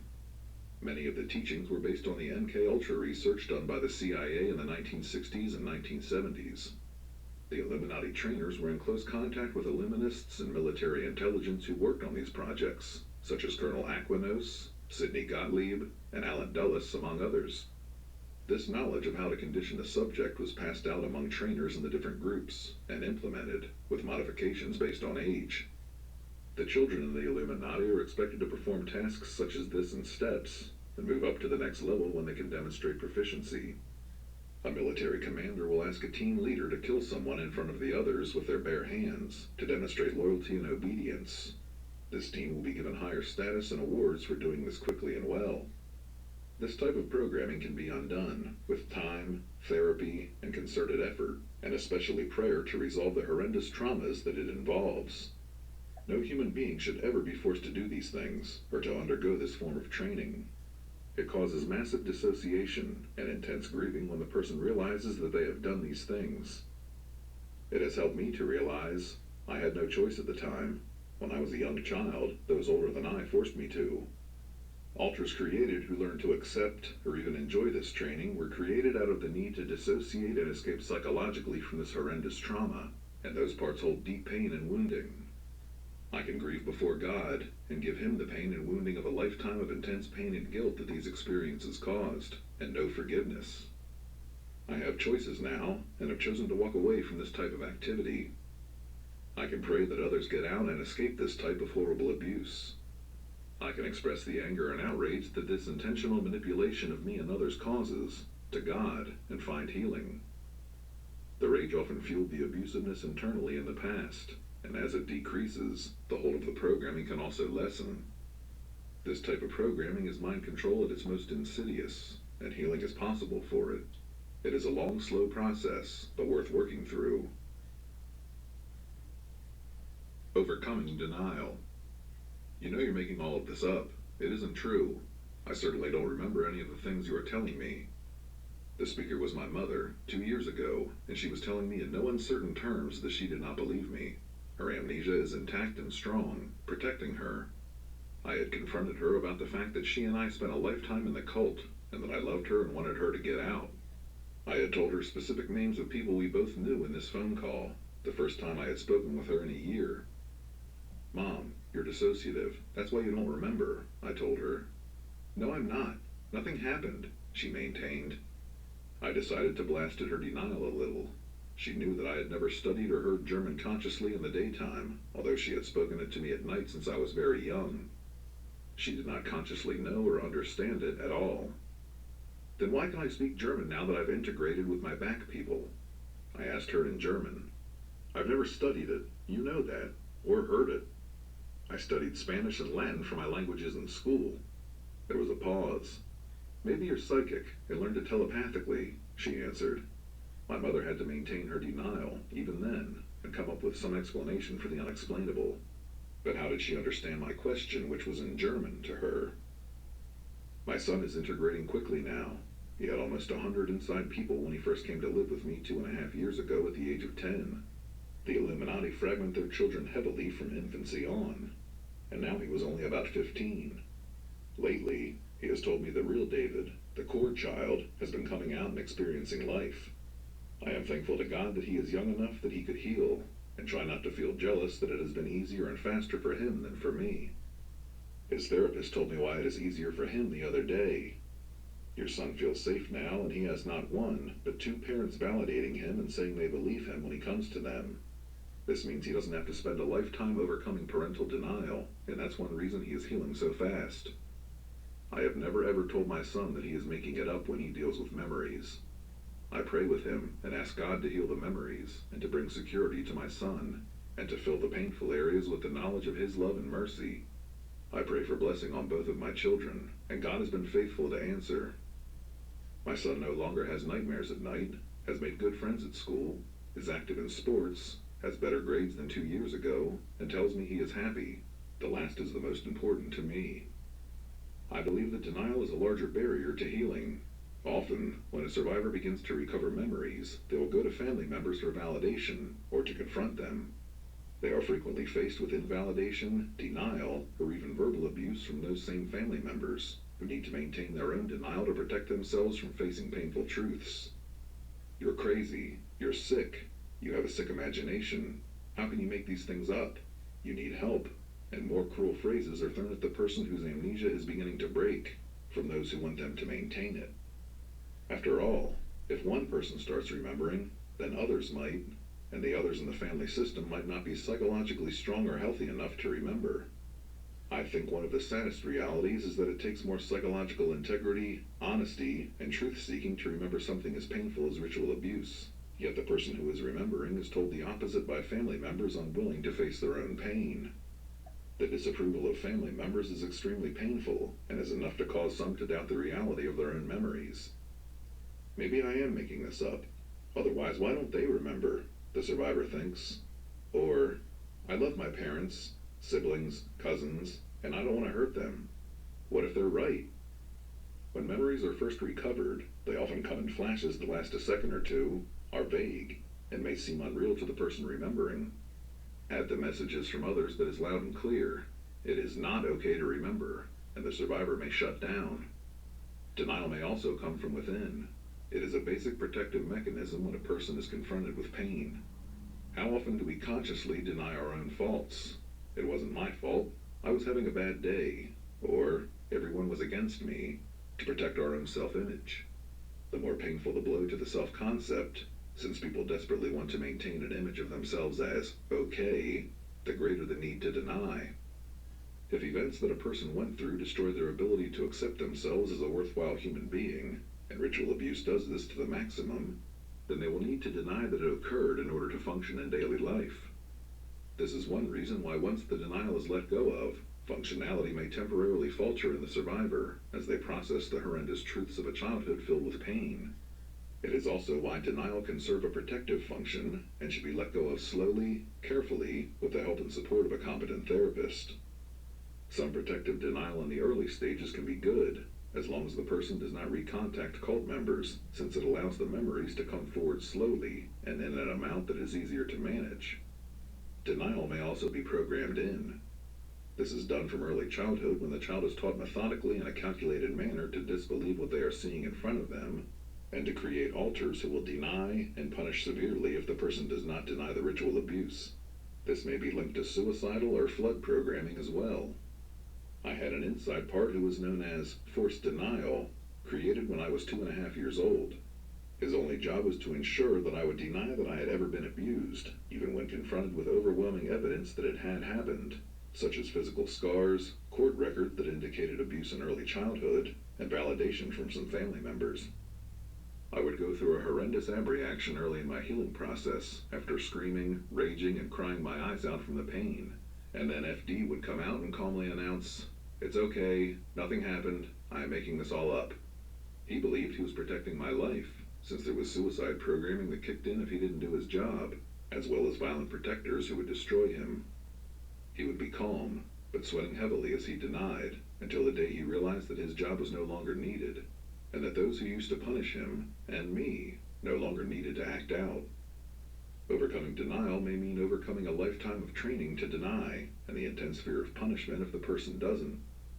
Safety, no contact with cult members, and reasoning with these parts can all help the need to deny decrease. Finally, denial may come from society. The survivor has it ground in from infancy by the cult that no one will ever believe you. They will think that you are crazy if you ever talk, and lock you up. Our society today often looks the other way, or looks askance at the survivor. Groups such as the FMS were created to blitz the media with unfounded statements about memory retrieval, and to invalidate survivors who have the courage to speak out and say, "This is real, and it happens." How many news stories are out there to make ritual abuse look as if it is a modern hysteria, or attempt to denigrate therapists willing to work with and help survivors? I know that when I was in San Diego, Leadership Council was well aware of the power of the media, and the council had a saying, "Don't attack your enemy, discredit him in the media." They found it much more effective, and reporters such as M. Sauer do an excellent job for them. I hope that he, and others that I knew in the group, will learn that they can get out. The survivor who is able to overcome the denial of family, internal denial, and program denial will still be met by blank looks, or worse, those who turn their backs on them and say, "I don't want to hear about this," or "I can't hear about this." Pastors will say this, social workers, CPS workers, and those whose comfort zone is crossed with the thought that ritual abuse really occurs. Those who will tell the survivor, "I believe you," at times may seem far and few between, and I applaud their willingness to look at realities which often make us feel uncomfortable. No one wants to think that human beings can do this to one another, or that such horrific abuse is possible. I am here to proclaim loud and clear that ritual abuse occurs. It is real. It is not made up. The people who disclose their abuse are not crazy, they are not liars, and they are not looking for attention or sympathy. They are some of the most courageous, intelligent, and psychologically honest people that I've ever known in my life, and many are facing some of the most tremendous emotional pain possible by the grace of God and surviving it. My one hope is that someday soon, our society will wake up and come out of its own denial, and be willing to help take action on behalf of those who have survived, and are working desperately to escape the reach of the cult and those associated with it. May God bless each person who takes the steps to leave and to walk in the truth and freedom, and to fight against a great evil in our land and around the world. Magic Surgery and the Formation of the Inner World. I would like to introduce another guest author. I discovered this chapter that is offered free on her website at www.hispresenceonline.org. and was very impressed with her compassion, her knowledge, and her willingness to share with others what she is learning.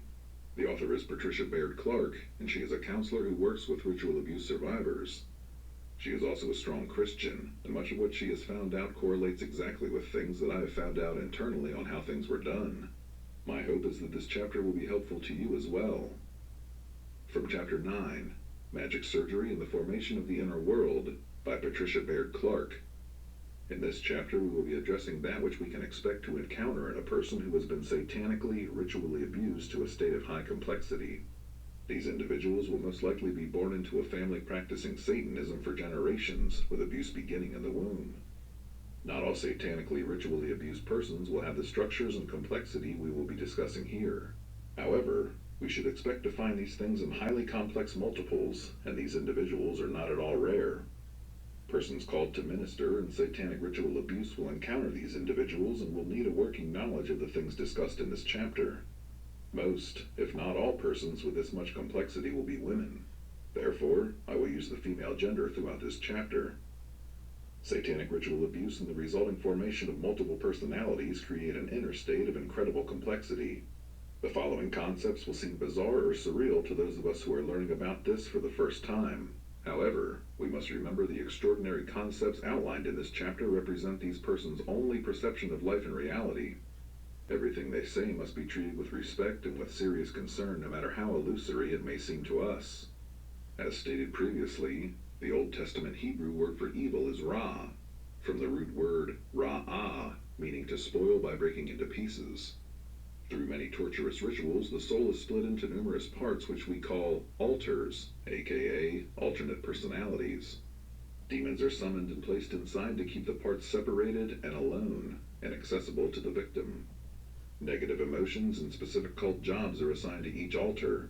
These altars work against the individual, and for the cult keeping her totally under the cult's control, this begins a living death, a living hell. The individual is forced by means of ceaseless abuse and demonic programming to form an inner world of darkness. The Hebrew word for darkness is choshek, meaning figuratively misery, destruction, death, ignorance, sorrow, and wickedness. The cultists' aim is to imprison their victim in a web of misery, destruction, and living death from which there's no escape. The person's soul is shattered and each piece enmeshed in a maze of dungeons, prisons, booby traps, demons, etc. in their inner world. The inner world. The ritually abused are extremely wounded, broken, and confused.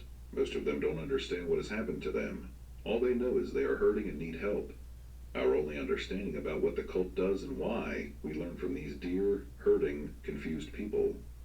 It is difficult to piece together an accurate picture of their inner world, how it functions, and why it is created in the first place. By combining what I've heard and seen from the ritually abused with my knowledge of Scripture, I have formed my own theory to explain the dynamics with which we are dealing.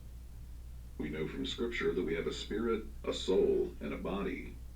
1 Thessalonians chapter 5, verse 23, "And the very God of peace sanctify you wholly, and I pray God your whole spirit and soul and body be preserved blameless unto the coming of our Lord Jesus Christ."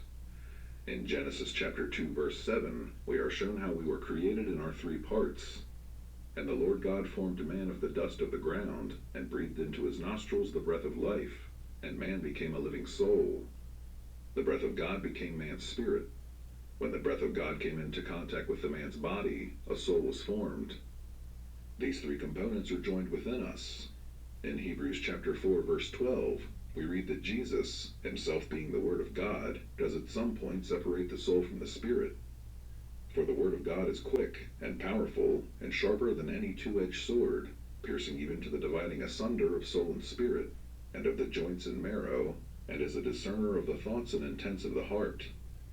I believe that as long as our spirit is joined to our soul and body, we are not able to see into the spiritual realm. This is as God intended us to be, since Satan and demons could appear as angels of light and deceive us. God wants us to be innocent concerning evil. Romans chapter 16, verse 19 says, "I would have you wise unto that which is good, and simple concerning evil." This concept of separation of soul and spirit is difficult to explain because there is a separation of soul and spirit which is done by Jesus, which is good. As we mature in our Christian faith and die to our selfish motives, we become aware of a separation of soul and spirit. This means that our good work which originate from our spirit are not tied to the carnal motives of our soul. This separation is not total because there is still a connection that keeps our spirit contained within our body. We do become more aware of the Holy Spirit and we have greater spiritual discernment, but we remain somewhat connected. However, through satanic rituals, there is a seemingly sudden and complete separation of soul and spirit, which then enables a person to see and hear demons. In 1 Corinthians chapter 15, verse 44, we read, "It is sown a natural body, it is raised a spiritual body. There is a natural body, and there is a spiritual body. We know from this that we have a natural body and a spiritual body. It is through the natural body that we contact the physical world around us. We are not aware of having a spiritual body until we die and discard the natural body. This is as God intended." Somehow, through rituals, the Satanists use demons to separate the spiritual body from the natural body. When the soul and spirit have been separated, and the natural body is separated from the spiritual body, then a person is fully aware of and enters into an entirely different dimension. This is the dimension I am calling the inner world. This world is vast, and just as real to the individual as the physical world is to us. We think of spirits as being wispy, vapor-like beings, but those who are in this dimension tell me the demons have weight and substance. The inner world is a world of demon spirits and altars, and is accessed through the mind, more specifically through the imagination. Persons who get involved in transcendental meditation, or seek spirit guides for example, are using their imagination to contact the realm of evil spirits. God gave us an imagination. An imagination in itself is not an evil thing. We can use our imagination to envision a fabulous new invention which will be of great benefit to mankind. We can also use our imagination to picture Jesus as he teaches his disciples and tells them to cast their nets down on the right side of the boat. An imagination can be used for good, or it can be used for evil. When ministering to the highly complex multiple, there should come a time early in the sequence of memories where the person will become greatly distressed, saying her right side seems to be separated from her left side. At this point, a demon needs to be cast out. This will be helpful to the individual, but will not deliver her from the spiritual dimension she experiences. This divided feeling may occur with a memory about the ceremony where the dividing was done. One woman described this ritual where Satanists used the Hebrews chapter 4 verse 12 scripture in some twisted way, while holding an actual sword over her and calling up demons to divide her. Magic surgery. Through magic surgery, the spiritual world is furnished with various structures and objects. During magic surgery, a child is hypnotized and/or drugged and told she is going to be operated on and a certain object is to be placed within her. The child knows what the object is and its purpose. The cultists cause the child to feel extreme pain in the area of the surgery. Plenty of blood is spread around. The incision is made, the object inserted, the incision sewn up, and a bandage applied. For the rest of this person's life, she believes this object is within her. Because of the spiritual dimension she is in, she is able to see and experience this object as though it were a real thing in our three-dimensional world. The Satanists use this for purposes of control. For example, a child may be taken to Germany and shown a castle. She not only sees the outside of the castle, but she is taken on a tour of the inside. She spends several days in the castle going through painful, terrifying rituals in many of the rooms. She is forced to memorize the castle's entire layout. There will be a small replica of the castle, much like an architectural model or a small dollhouse, something three-dimensional which the child thoroughly learns. Once this has been memorized, she is subjected to magic surgery. A tiny replica of the castle is shown to the child, and she is told that it is being placed inside. The castle is now within, and has become a structure in the spiritual inner world. In this person's inner world, she can now walk through the rooms, and this castle has become as real to her in the spiritual dimension as it had been in the physical world. In subsequent rituals, this person will dissociate many times, and the altars formed will be assigned to live in various rooms. These rooms are guarded by demons, and booby traps are placed in strategic places so there is no escape for the altars locked in the rooms. These castles have cold, dark dungeons filled with rats and snakes, along with torture rooms complete with all the medieval torture devices seen in our Hollywood movies. This becomes an enormous scheme for control. If altars don't do exactly as told, they will be taken by demons to a torture chamber and tortured. This is extremely painful for the individual, because the spiritual senses of her spiritual body are heightened. Spiritual senses are stronger than physical senses, I have been told. The pain even spreads to the physical body. When a Christian counselor has been willing to exchange his life for Christ's, there is a tremendous authority given by the Lord over this whole scheme. Jesus knows how to protect the altars when they begin talking. He gives us power to lock up all the demons, and he hides the altars where they cannot be found. Through magic surgery, the cultists have placed booby traps throughout the person's inner world. Of course, these things are not actually inside, but because the person believes they are there, demons can use them for control. Satanists anticipate the possibility that altars may begin talking to a counselor. To keep them silent in their rooms or to punish them for talking, the booby traps are in place to be triggered whenever any of the scheme is threatened. These booby traps can be anything a perverted, demon-filled programmer's mind can imagine. Think of any of the movies featuring Harrison Ford in the Indiana Jones series. These are the kinds of booby traps that can await non-conforming altars in this inner world. A very common booby trap device is a bomb. One particular afternoon, I discovered that a woman who had just started having abuse memories had not had anything to drink that entire day. Upon inquiry, the Lord revealed there was a bomb inside set to explode should she drink anything. She was absolutely terrified. I called upon him to remove it, which he did, and then she was able to drink 2 large glasses of water. In this inner world, what you believe is what you get. Demons can simulate the detonation of a bomb complete with sound effects and pain. Many of these devices are planned to destroy the life or sanity of the individual who begins talking. This is just one example of why this kind of counseling can only be successfully done by a Christian who lets Jesus Christ do the work. If a secular counselor tried to remove this bomb, it would have exploded, and the woman would have needed medication and possibly hospitalization. One lady described to me what happened inside when well-meaning church people tried to cast demons out of her. A bomb exploded and she felt as though shrapnel had been propelled into every part of her body. The shrapnel was actually powerful demons catapulted into her arms, legs, head, every part of her body, with the message to kill those trying to help her and then run outside and jump in front of traffic. She was aware of what was happening but totally out of control. 2 men had been working with her, but at that point 2 more people were required to hold her down. Anything in the physical world can be placed into a person's inner world through magic surgery. The following are some of the things commonly found in the inner world for purposes of control. These can only be removed as the Lord leads. Most of them are connected in some way to painful abuse memories and will be removed at the time of the memory. However, this is not always the case. It is important to let the Lord lead. It would not be good for a counselor to randomly try to look for these devices. 1. Computers. The computer will be used by demons and/or cult altars to control anything or anybody in the system. 2. Receivers, walkie-talkies, etc. The person may actually hear a perpetrator's voice giving her instructions. This is, of course, done by demons. If the perpetrator wants the person to come to a specific place at a certain time, he calls a demon to go activate the walkie-talkie and give the instructions to the individual. A demon has the ability to sound like and look like any human being. 3. Tape recorders. These may play demeaning, hurtful remarks said by other persons, or they may play repeated instructions for certain behaviors, etc. These may be programmed to activate in any given circumstance. For example, if the person receives a compliment, a tape-recorded voice says demeaning things to negate anything kind that was said. Again, this is demonic trickery. 4. Videotapes. Horrific scenes of human torture, etc. can be repeatedly projected into the person's mind. 5. Alarm clocks. These can be set to sound off at different times during the night, and also during the day to make sure the person never has restful sleep. 6. A furnace. This may be used to suck all the energy out of a person or suck altars into it for destruction. It may keep the person overheated.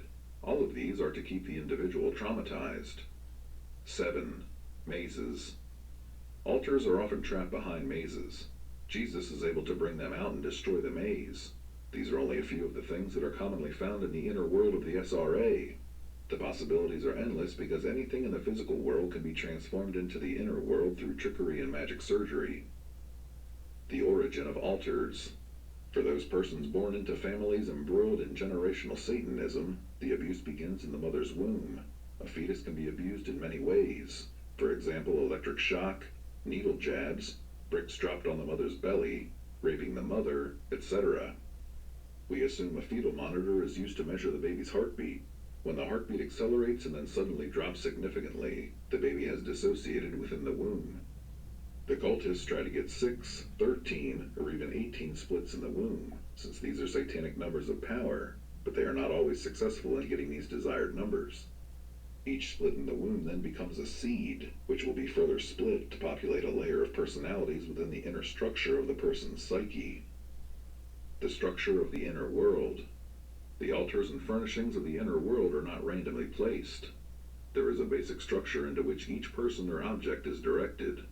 This structure will have as many levels as there were splits in the womb. If a person split 13 times in her mother's womb, then her inner structure will have 13 levels. There are some instances where the number of splits in utero were not as many as desired, so immediately after birth the newborn baby was made to split once or twice, adding to the number of levels. These levels or layers should have a geometric shape which often is the same for each level. For example, if squares were used, each level may be a square. Others will have combinations of geometric figures such as squares combined with triangles or circles, for example. Each level is divided into sections or rooms where altars are assigned to live. Demon guards are stationed in strategic places on all the levels. Underneath all of these layers will be a pit. Sometimes this pit will have as many levels as the basic structure itself. The different levels are connected by staircases, often circular, which intersect the gates on each level. It is similar to a high-rise apartment building, but the design may be more modernistic because the levels are not necessarily the same size, and they may turn at different angles from one another. Often the levels are designed to rotate or spin. This structure is placed inside the child at a very young age. A model of the structure is built and the child is required to thoroughly memorize it. She memorizes the structure, including the location of demon guards on each level and the placement of the seed altar on each level. Then through magic surgery, the structure is placed inside and the child is told it will grow with her.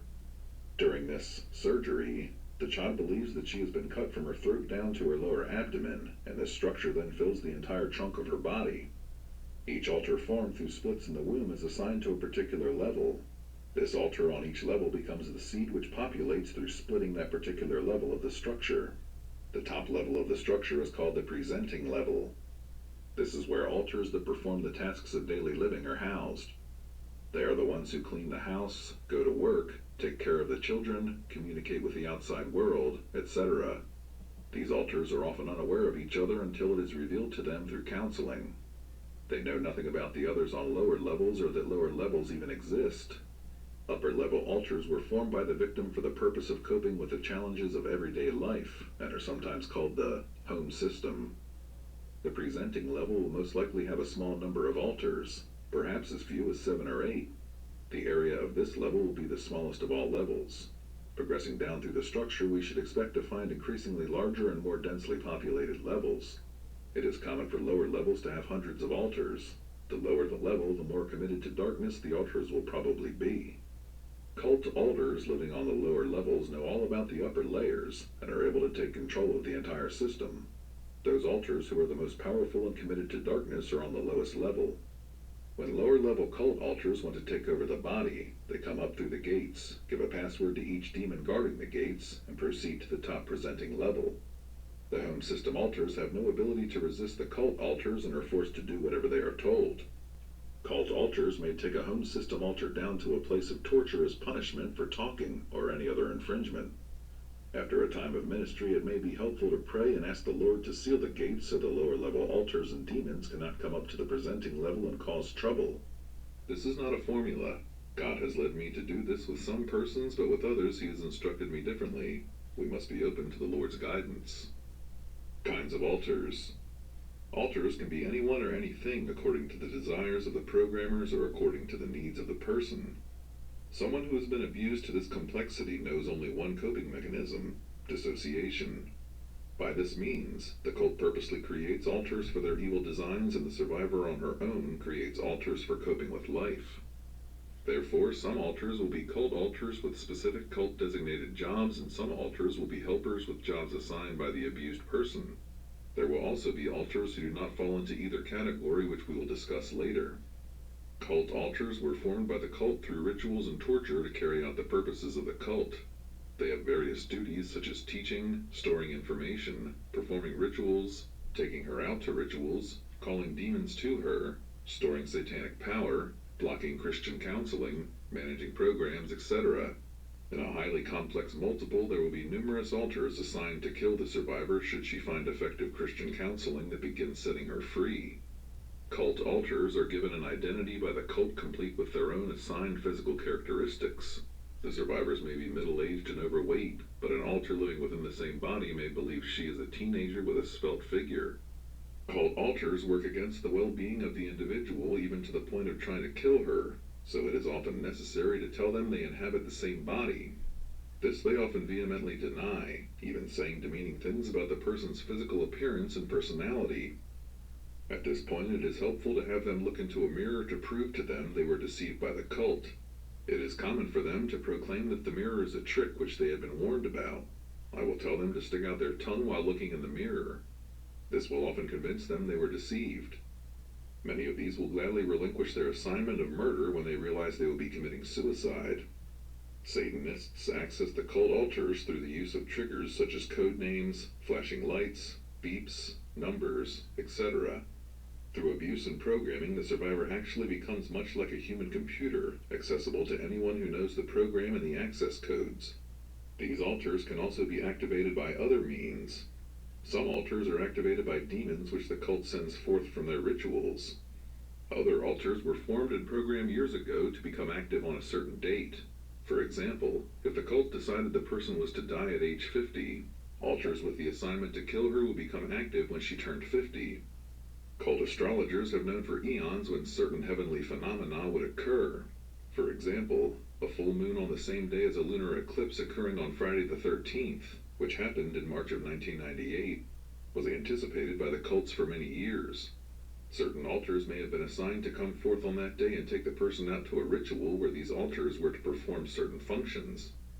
Each cult altar must be delivered of demons and converted to Jesus Christ.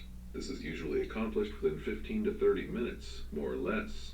Jesus gives them a new job and they become helpers working for the well-being of the individual. Many of these cult altars have information which will be beneficial for reaching other altars. For example, a cult altar named Bobby attempted, in my presence, to kill the host person, but after conversion was assigned by Jesus the job of telling me whenever booby traps were nearby. Bobby had been forced by the cult to memorize the location of every booby trap on the first 7 levels of the person's 13-tiered inner structure. Now that he was on our side, he became a valuable asset to the ministry. Other cult altars know they live in the host's body but still work against her. Some of these altars, which I call kamikaze altars, are so committed to darkness they will gladly sacrifice their own life to kill the survivor. Some of these will be won to Jesus Christ, but others will not, even though they see and hear him. These Jesus removes. A woman with highly complex MPD will have many male altars. They may appear early in the ministry, or they may not manifest until several months of counseling have been completed, but they will definitely be there. It is common to meet an altar who believes she is a dog. She may not be able to speak, but can only bark. Asking another altar who may be watching to speak for her is helpful. How, one may ask, does someone come to believe she is a dog? Satanists like to make their victims feel inhuman. The less human they feel, the more willing they will be to welcome the demons and adopt their behavior. Demons can be very animalistic. This kind of programming is very brutal. They make a child or teenager strip naked and put her in a pen with dogs for perhaps as long as a week. She is not allowed to display any human behavior during that entire week. She is forbidden to stand up on 2 feet, speak, sleep on a bed, drink, or eat with her hands. She must crawl on her hands and knees and lap water and food from a dish as the dogs do. Male dogs will repeatedly rape her as well. Some altars may be kittens. I have found these altars to have been formed by the survivor in her attempts to cope with her abuse. One little girl altar told me she noticed that the kittens on her family's farm were left alone. She reasoned that perhaps if she could become a kitten, her abusers would leave her alone.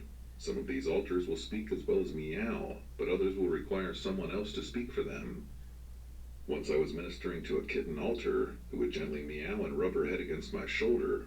Then she would suddenly act like an angry cat, hissing and clawing at her face. It took a minute before I realized she had demons that were also acting like a cat. Some altars, due to abusive programming, may believe they are space aliens or robots. One woman remembered being subjected to a week of dog programming, followed by a week of alien programming, followed by another week of robot programming. By the end of those 3 weeks, she had no idea what she was, but she was sure she was not human. One of the most memorable alters I've known was Rubber Man. He, as part of the home system, was created by the survivor to fulfill the incredible work demands forced on her by her wicked stepmother. Being made of rubber, he could stretch his arms and legs to reach into unreachable places and accomplish seemingly impossible tasks. As he was sharing about himself, he kept stretching out his arms and legs to show how he could reach things. He was particularly good at washing windows and cleaning out gutters. Rubberman never talked. He only sang in a loud voice, making everything rhyme. He liked to cheer her when she felt sad. Many alters, especially baby and child alters, will have no particular job. They may be locked away in dark dungeons, pits, prisons, nurseries, etc., where they are frightened and miserable. These alters are often the cast-offs, formed as the person was subjected to increasing degrees of pain and terror during programming or rituals. In order to produce the desired cult alter, the Satanists will subject a person to excruciating horror and pain, necessitating several dissociations, each subsequent alter being stronger and more committed to darkness than the previous one. For example, if the person switches 5 times before the desired alter is formed, the first 4 alters are not wanted by the cult. These are then assigned to living death in some type of internal prison. Sometimes an alter who is perceptively very little will manifest but won't answer any questions. Chances are this is a pre-verbal alter. Ask if someone else can speak for her. Yesterday I met a pre-verbal alter and a 53-year-old woman. With her hair pulled down over her face, she peeked out at me while sucking her thumb and rubbing the top of her nose with her forefinger. She was obviously frightened but curious. When she wouldn't answer any questions, I asked if someone could speak for her. At that point, I met 11-year-old Lisa, who told me all about Reenie's abuse. Reenie then returned, and I asked Jesus to minister to her. As I had anticipated, she was afraid of Jesus, but as he often does, he sent a little lamb to her. I watched as she petted the lamb and giggled when he nuzzled against her neck. After a short time with the lamb, she looked up into Jesus' face with total awe, and then lifted her arms for him to pick her up. She seemed to relax and rest her head upon his shoulder as he carried her away to a safe place. The source of real healing.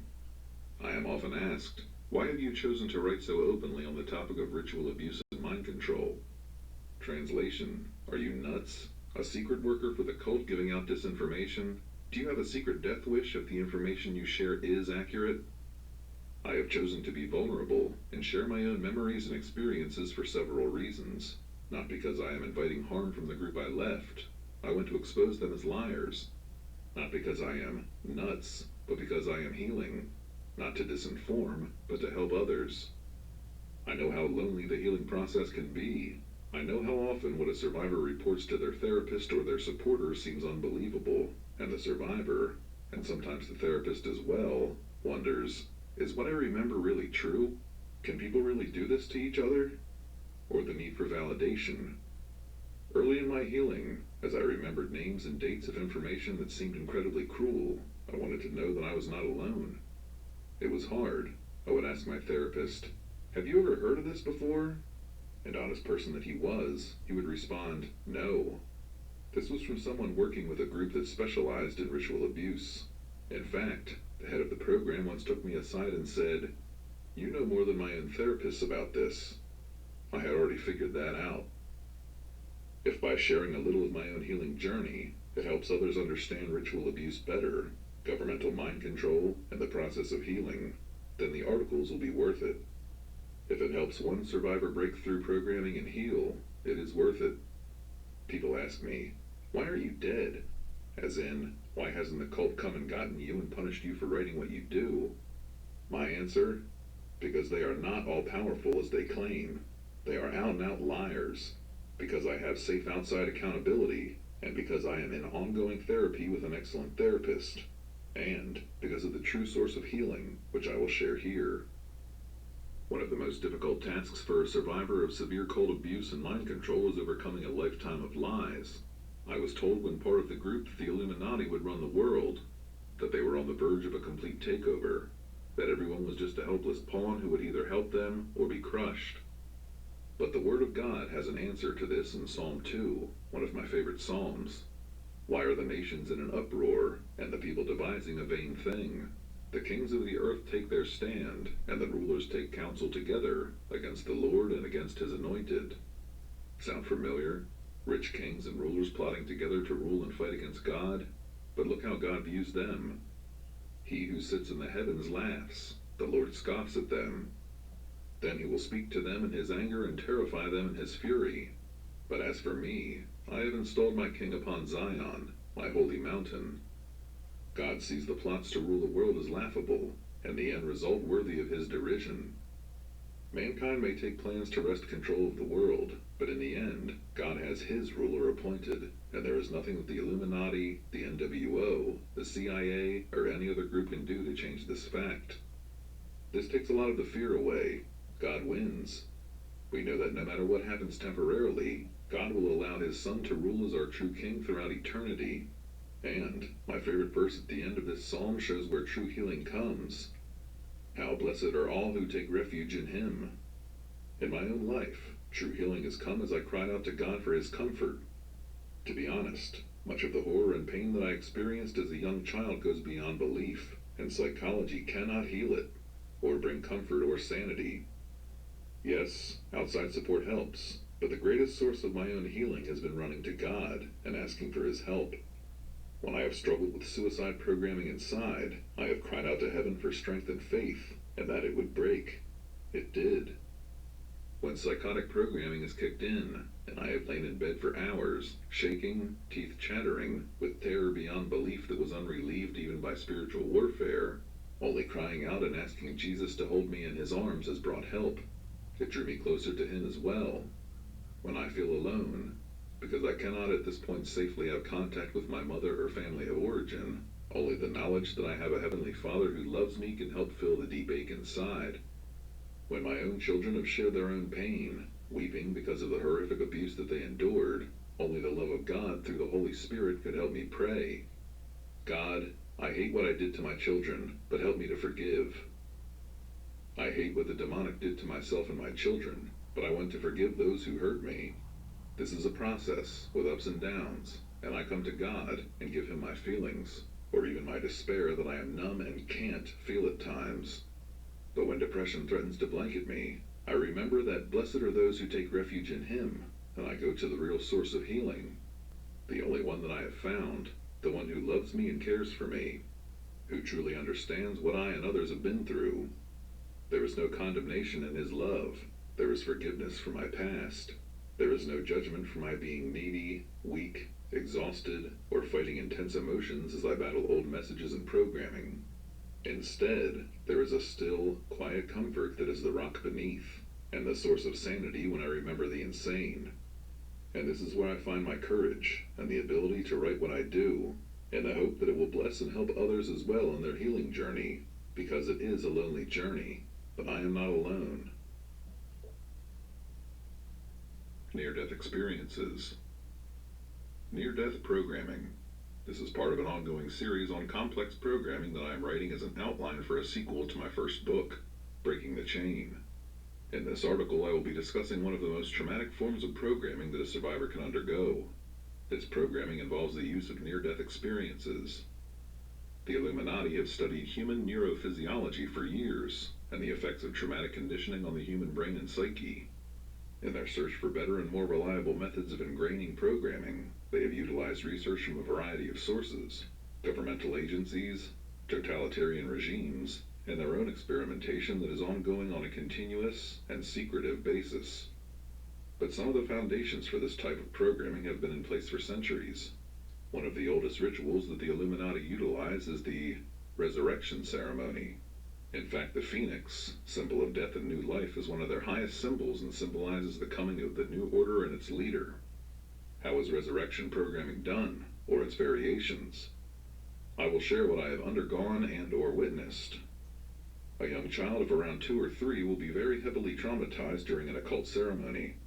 They will be abused, beaten, shocked, and even suffocated, and given drugs to create a state that is near death.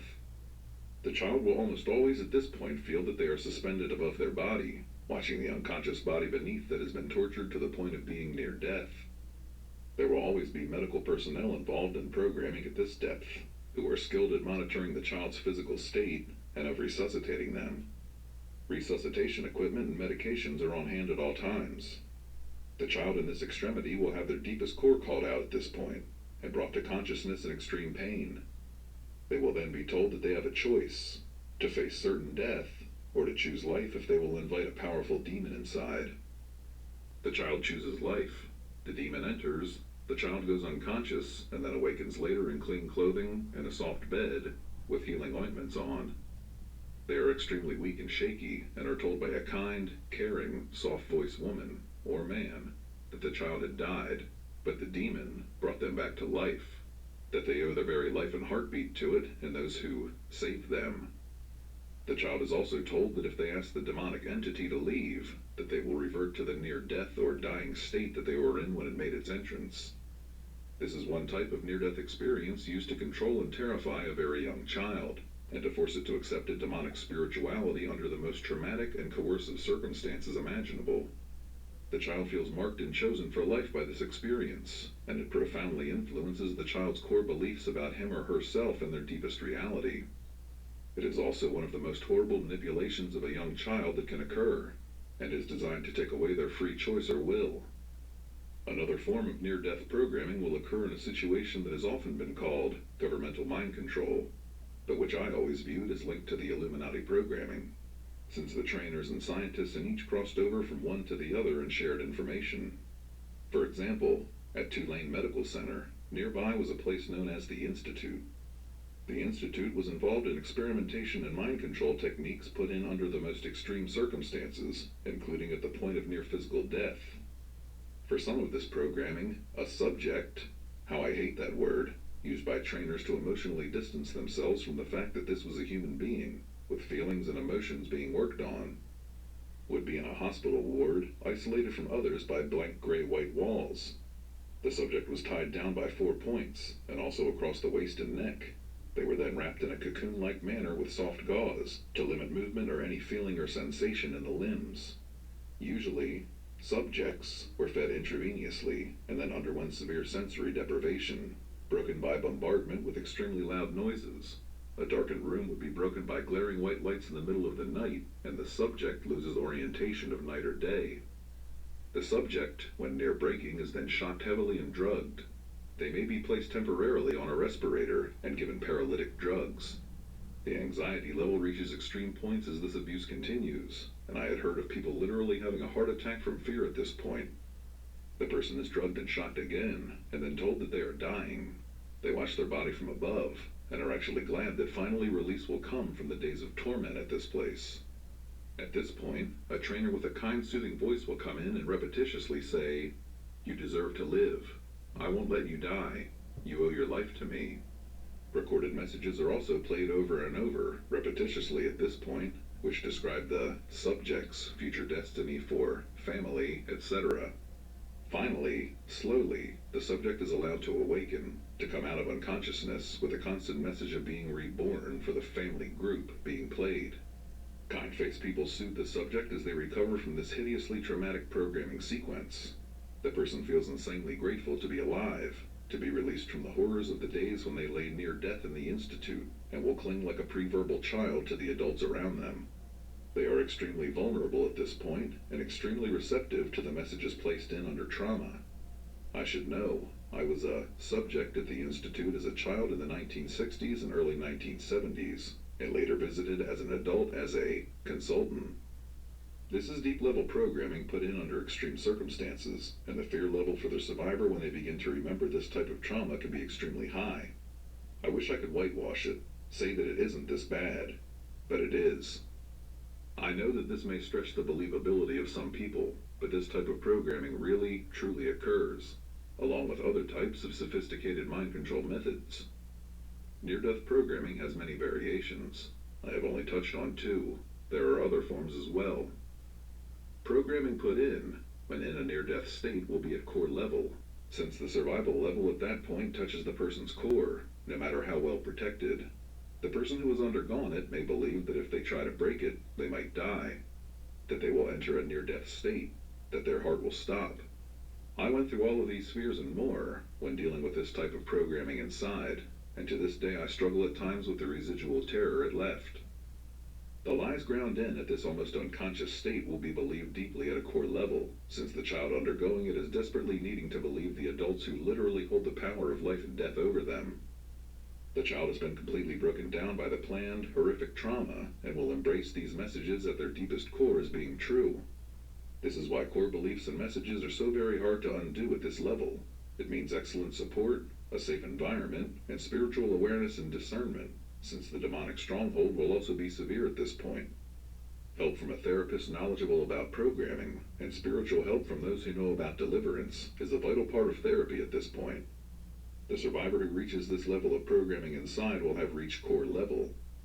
The programming will be some of the most deeply held and believed, and will be almost impossible to reach at a conscious level, until there is deep system cooperation and safety and trust in the outside people helping the survivor. This is also where faith in God and His ability to heal anything, including the most severe physical, emotional, and spiritual traumas, will make all the difference. This type of programming may need to be worked on in a safe inpatient setting, or with extreme safety externally, since fear may cause panic and acting out when it begins to come out. Reality orientation may be lost for a bit as the programming sequences surface, and it will take the strength of the entire system to help slow the memories down and make them manageable. Medication will probably also be needed to help with a severe sense of depression, loss, abandonment, and betrayal that this type of programming will bring out. Despair over choices made, and wondering if the survivor can survive remembering will come up. A hopeful, supportive, nurturing, and encouraging attitude can make the difference. Scripture verses that remind the person of God's love and ability to heal, of His care, and promises of forgiveness and caring will be very important. Breaking this type of programming is immensely tiring, and plenty of rest and nutritious food is important. This is not the time to take on extra stressors. Allowing the survivor to vent their fear, reassuring them, praying with them, and caring for them will become a lifeline. Hearing their rage at what was done as they discuss the SOBs who did this to me will be healing. And don't rush them towards premature or false forgiveness. The survivor will have to look at and acknowledge the trauma, the damage, and then find hope that they are surviving the remembering of core trauma. Bringing in gentle, non-taxing good experiences such as a playtime, drawing, or a nature walk can be healing. Outlets such as journaling and talking about how they feel will be very important in processing this type of programming. I have described some of the most viciously traumatic programming that can be done to a child or young teen in this group. It is possible to work it through, slowly, with time and caring support and prayer. My wish in discussing this has not been to be gory or graphic, but to help others understand that this type of programming does occur and may need to be worked through by the survivor of occultic or ritualistic abuse. Maintaining external safety. As survivors heal, they often learn things that are helpful to others. In another guest chapter, Alyssa shares what has helped her in maintaining safety from the cult. I admire her courage and her insights here as she shares from the heart. The goal of external safety is to create an environment that will allow you to begin to decipher the complex inner workings of your system and how it has been programmed. Until my system knew it was safe, it refused to disclose itself. For this article, I am going to speak in the first person about my own experience. I would suggest that much of what I say will be applicable to the inner workings of your system, since cults share similar programming techniques. Like the language of love, the language of programming is universal. Each of us is a unique human being with a unique experience of love, but love itself is consistent, based on respect, intimacy, safety, harmony, etc. So too is programming consistent, based on instilling terror and obedience through violent betrayal and trauma bonding. In sharing what my process has been like, it is my hope you will better understand yourself and the ways programming has debilitated your freedom and recovery. Once I was in an adequately safe environment, it has been a painstaking process to break down the programs that kept me under control of the cult. There are 4 ways in which I struggle against the cult's presence in my life. Number 1. Actual external contacts from the cult, including members appearing unexpectedly in public places. Audio cues such as musical tones, beeps, or distant sounds or phrases that seem benign to most people, including the day self, but set off programs. Number 2. Ongoing phone contacts as initiated by automaton programs and reporting alters. These phone contacts keep the cult informed of our activities and allow them to influence our perception of our circumstances to give them greater power over us. Number 3. Complex PTSD. Anytime the least little similarity occurs bridging a trauma experience with present day, it creates tremendous anxiety. It can often leave alters convinced they are back in the trauma. Circumstances that are merely happenstance but create a bridge to a trauma experience can set off programs as powerfully as actual cult contacts. Number 4. Drug addiction. At the root of the ongoing phone reports are a layer of alters who have been carefully cultivated to have a drug addiction, a fix they can only get when they stay in contact with the cult. Not only are they dependent on the drug for the fix, but to help mask the heinous graphic violence that they were only able to endure through being drugged. Without the drugs, they start to feel their feelings. Their terrible pain and suffering is unmanageable to them. The only way they know how to survive is to numb themselves. They are driven to keep reporting alters in contact so they can maintain their deep addiction. I have already addressed the importance for safety from actual external cult contact in the first article. In this article I will speak in greater depth about the other 3 factors which are all intertwined. I never knew that there were hidden parts of me that have done everything they can to manipulate my life and influence me so they can maintain their addiction. My reporting alters exist in several layers. The top layer have been through horrific trauma bonding and think this is love. When they make contact, they are given lavish praise, filled with messages about how special they are. Beyond the desire for approval and praise, the second layer has been badly tortured to instill the visceral obedience to the phone home programs. They feel they cannot withstand the anxiety of refraining to comply when the phone home program is set off, usually by the day of the week or month it has been instilled in them to report, or by PTSD flashbacks. As I have begun to work with the reporting alters to help them manage their anxiety when they feel prompted to make a call, I have become aware that there is a group inside who fan the embers of anxiety in the reporting alters. This group, the third layer, are the hidden alters who have been weaned onto drugs. When the reporting alters were created and trained, they were put through a combination of torture and reward. The only way they could get relief from the torture was to pick up the phone and dial. Once they would do this, drugs were given as the reward. Now, my brain chemistry will reproduce the drug experience merely from the reporting alters making the report over the phone. As well, the drug addiction has been reinforced regularly with actual drug sessions. The life I, the day self, has tried to build has been torn down again and again because of this deeply buried addiction held by separate alters. Every close non-cult friendship I have ever built has been terminated. Always it has been that the cult tells the deep, addicted insiders that they cannot get their fix because this non-cult person is in the way. Then the hidden cult alters are filled with hate toward my friend and attack them and pick on them relentlessly until I am overwhelmed with the belief that it is true, that this friendship must end. Once I pull away from the non-cult friend, the addicted alters are rewarded with an actual drug session. The cult has successfully isolated me and has complete control over the system once again. Getting free from the cult means having the compassion, patience, and acceptance to help the addicted alters work through the debilitating pain and anxiety that will surface for them when it is not being masked by the fix. The only way for them to recover is to help the reporting alters not give in to their anxiety and report. The addicted alters need to scare the reporting ones, and will exploit the PTSD in the reporting ones if that's what it takes to convince them they must get to a phone and make a contact. I was deep into my recovery before I discovered I had hidden addicted alters. Learning how they have been trained and traumatized and how they manipulate the system has been crucial to recovery. As the system caretaker, now that I know what is going on, it is important for me to presence the addicted ones and reassure them and welcome them. Part of having DID means we often tend to divide amongst ourselves, alters blaming other alters or distrusting each other.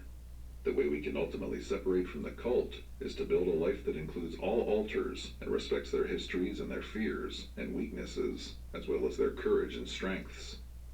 When I first found out that these addicted alters had been manipulating and terrorizing the anxious reporting alters, I was inclined to be angry at them.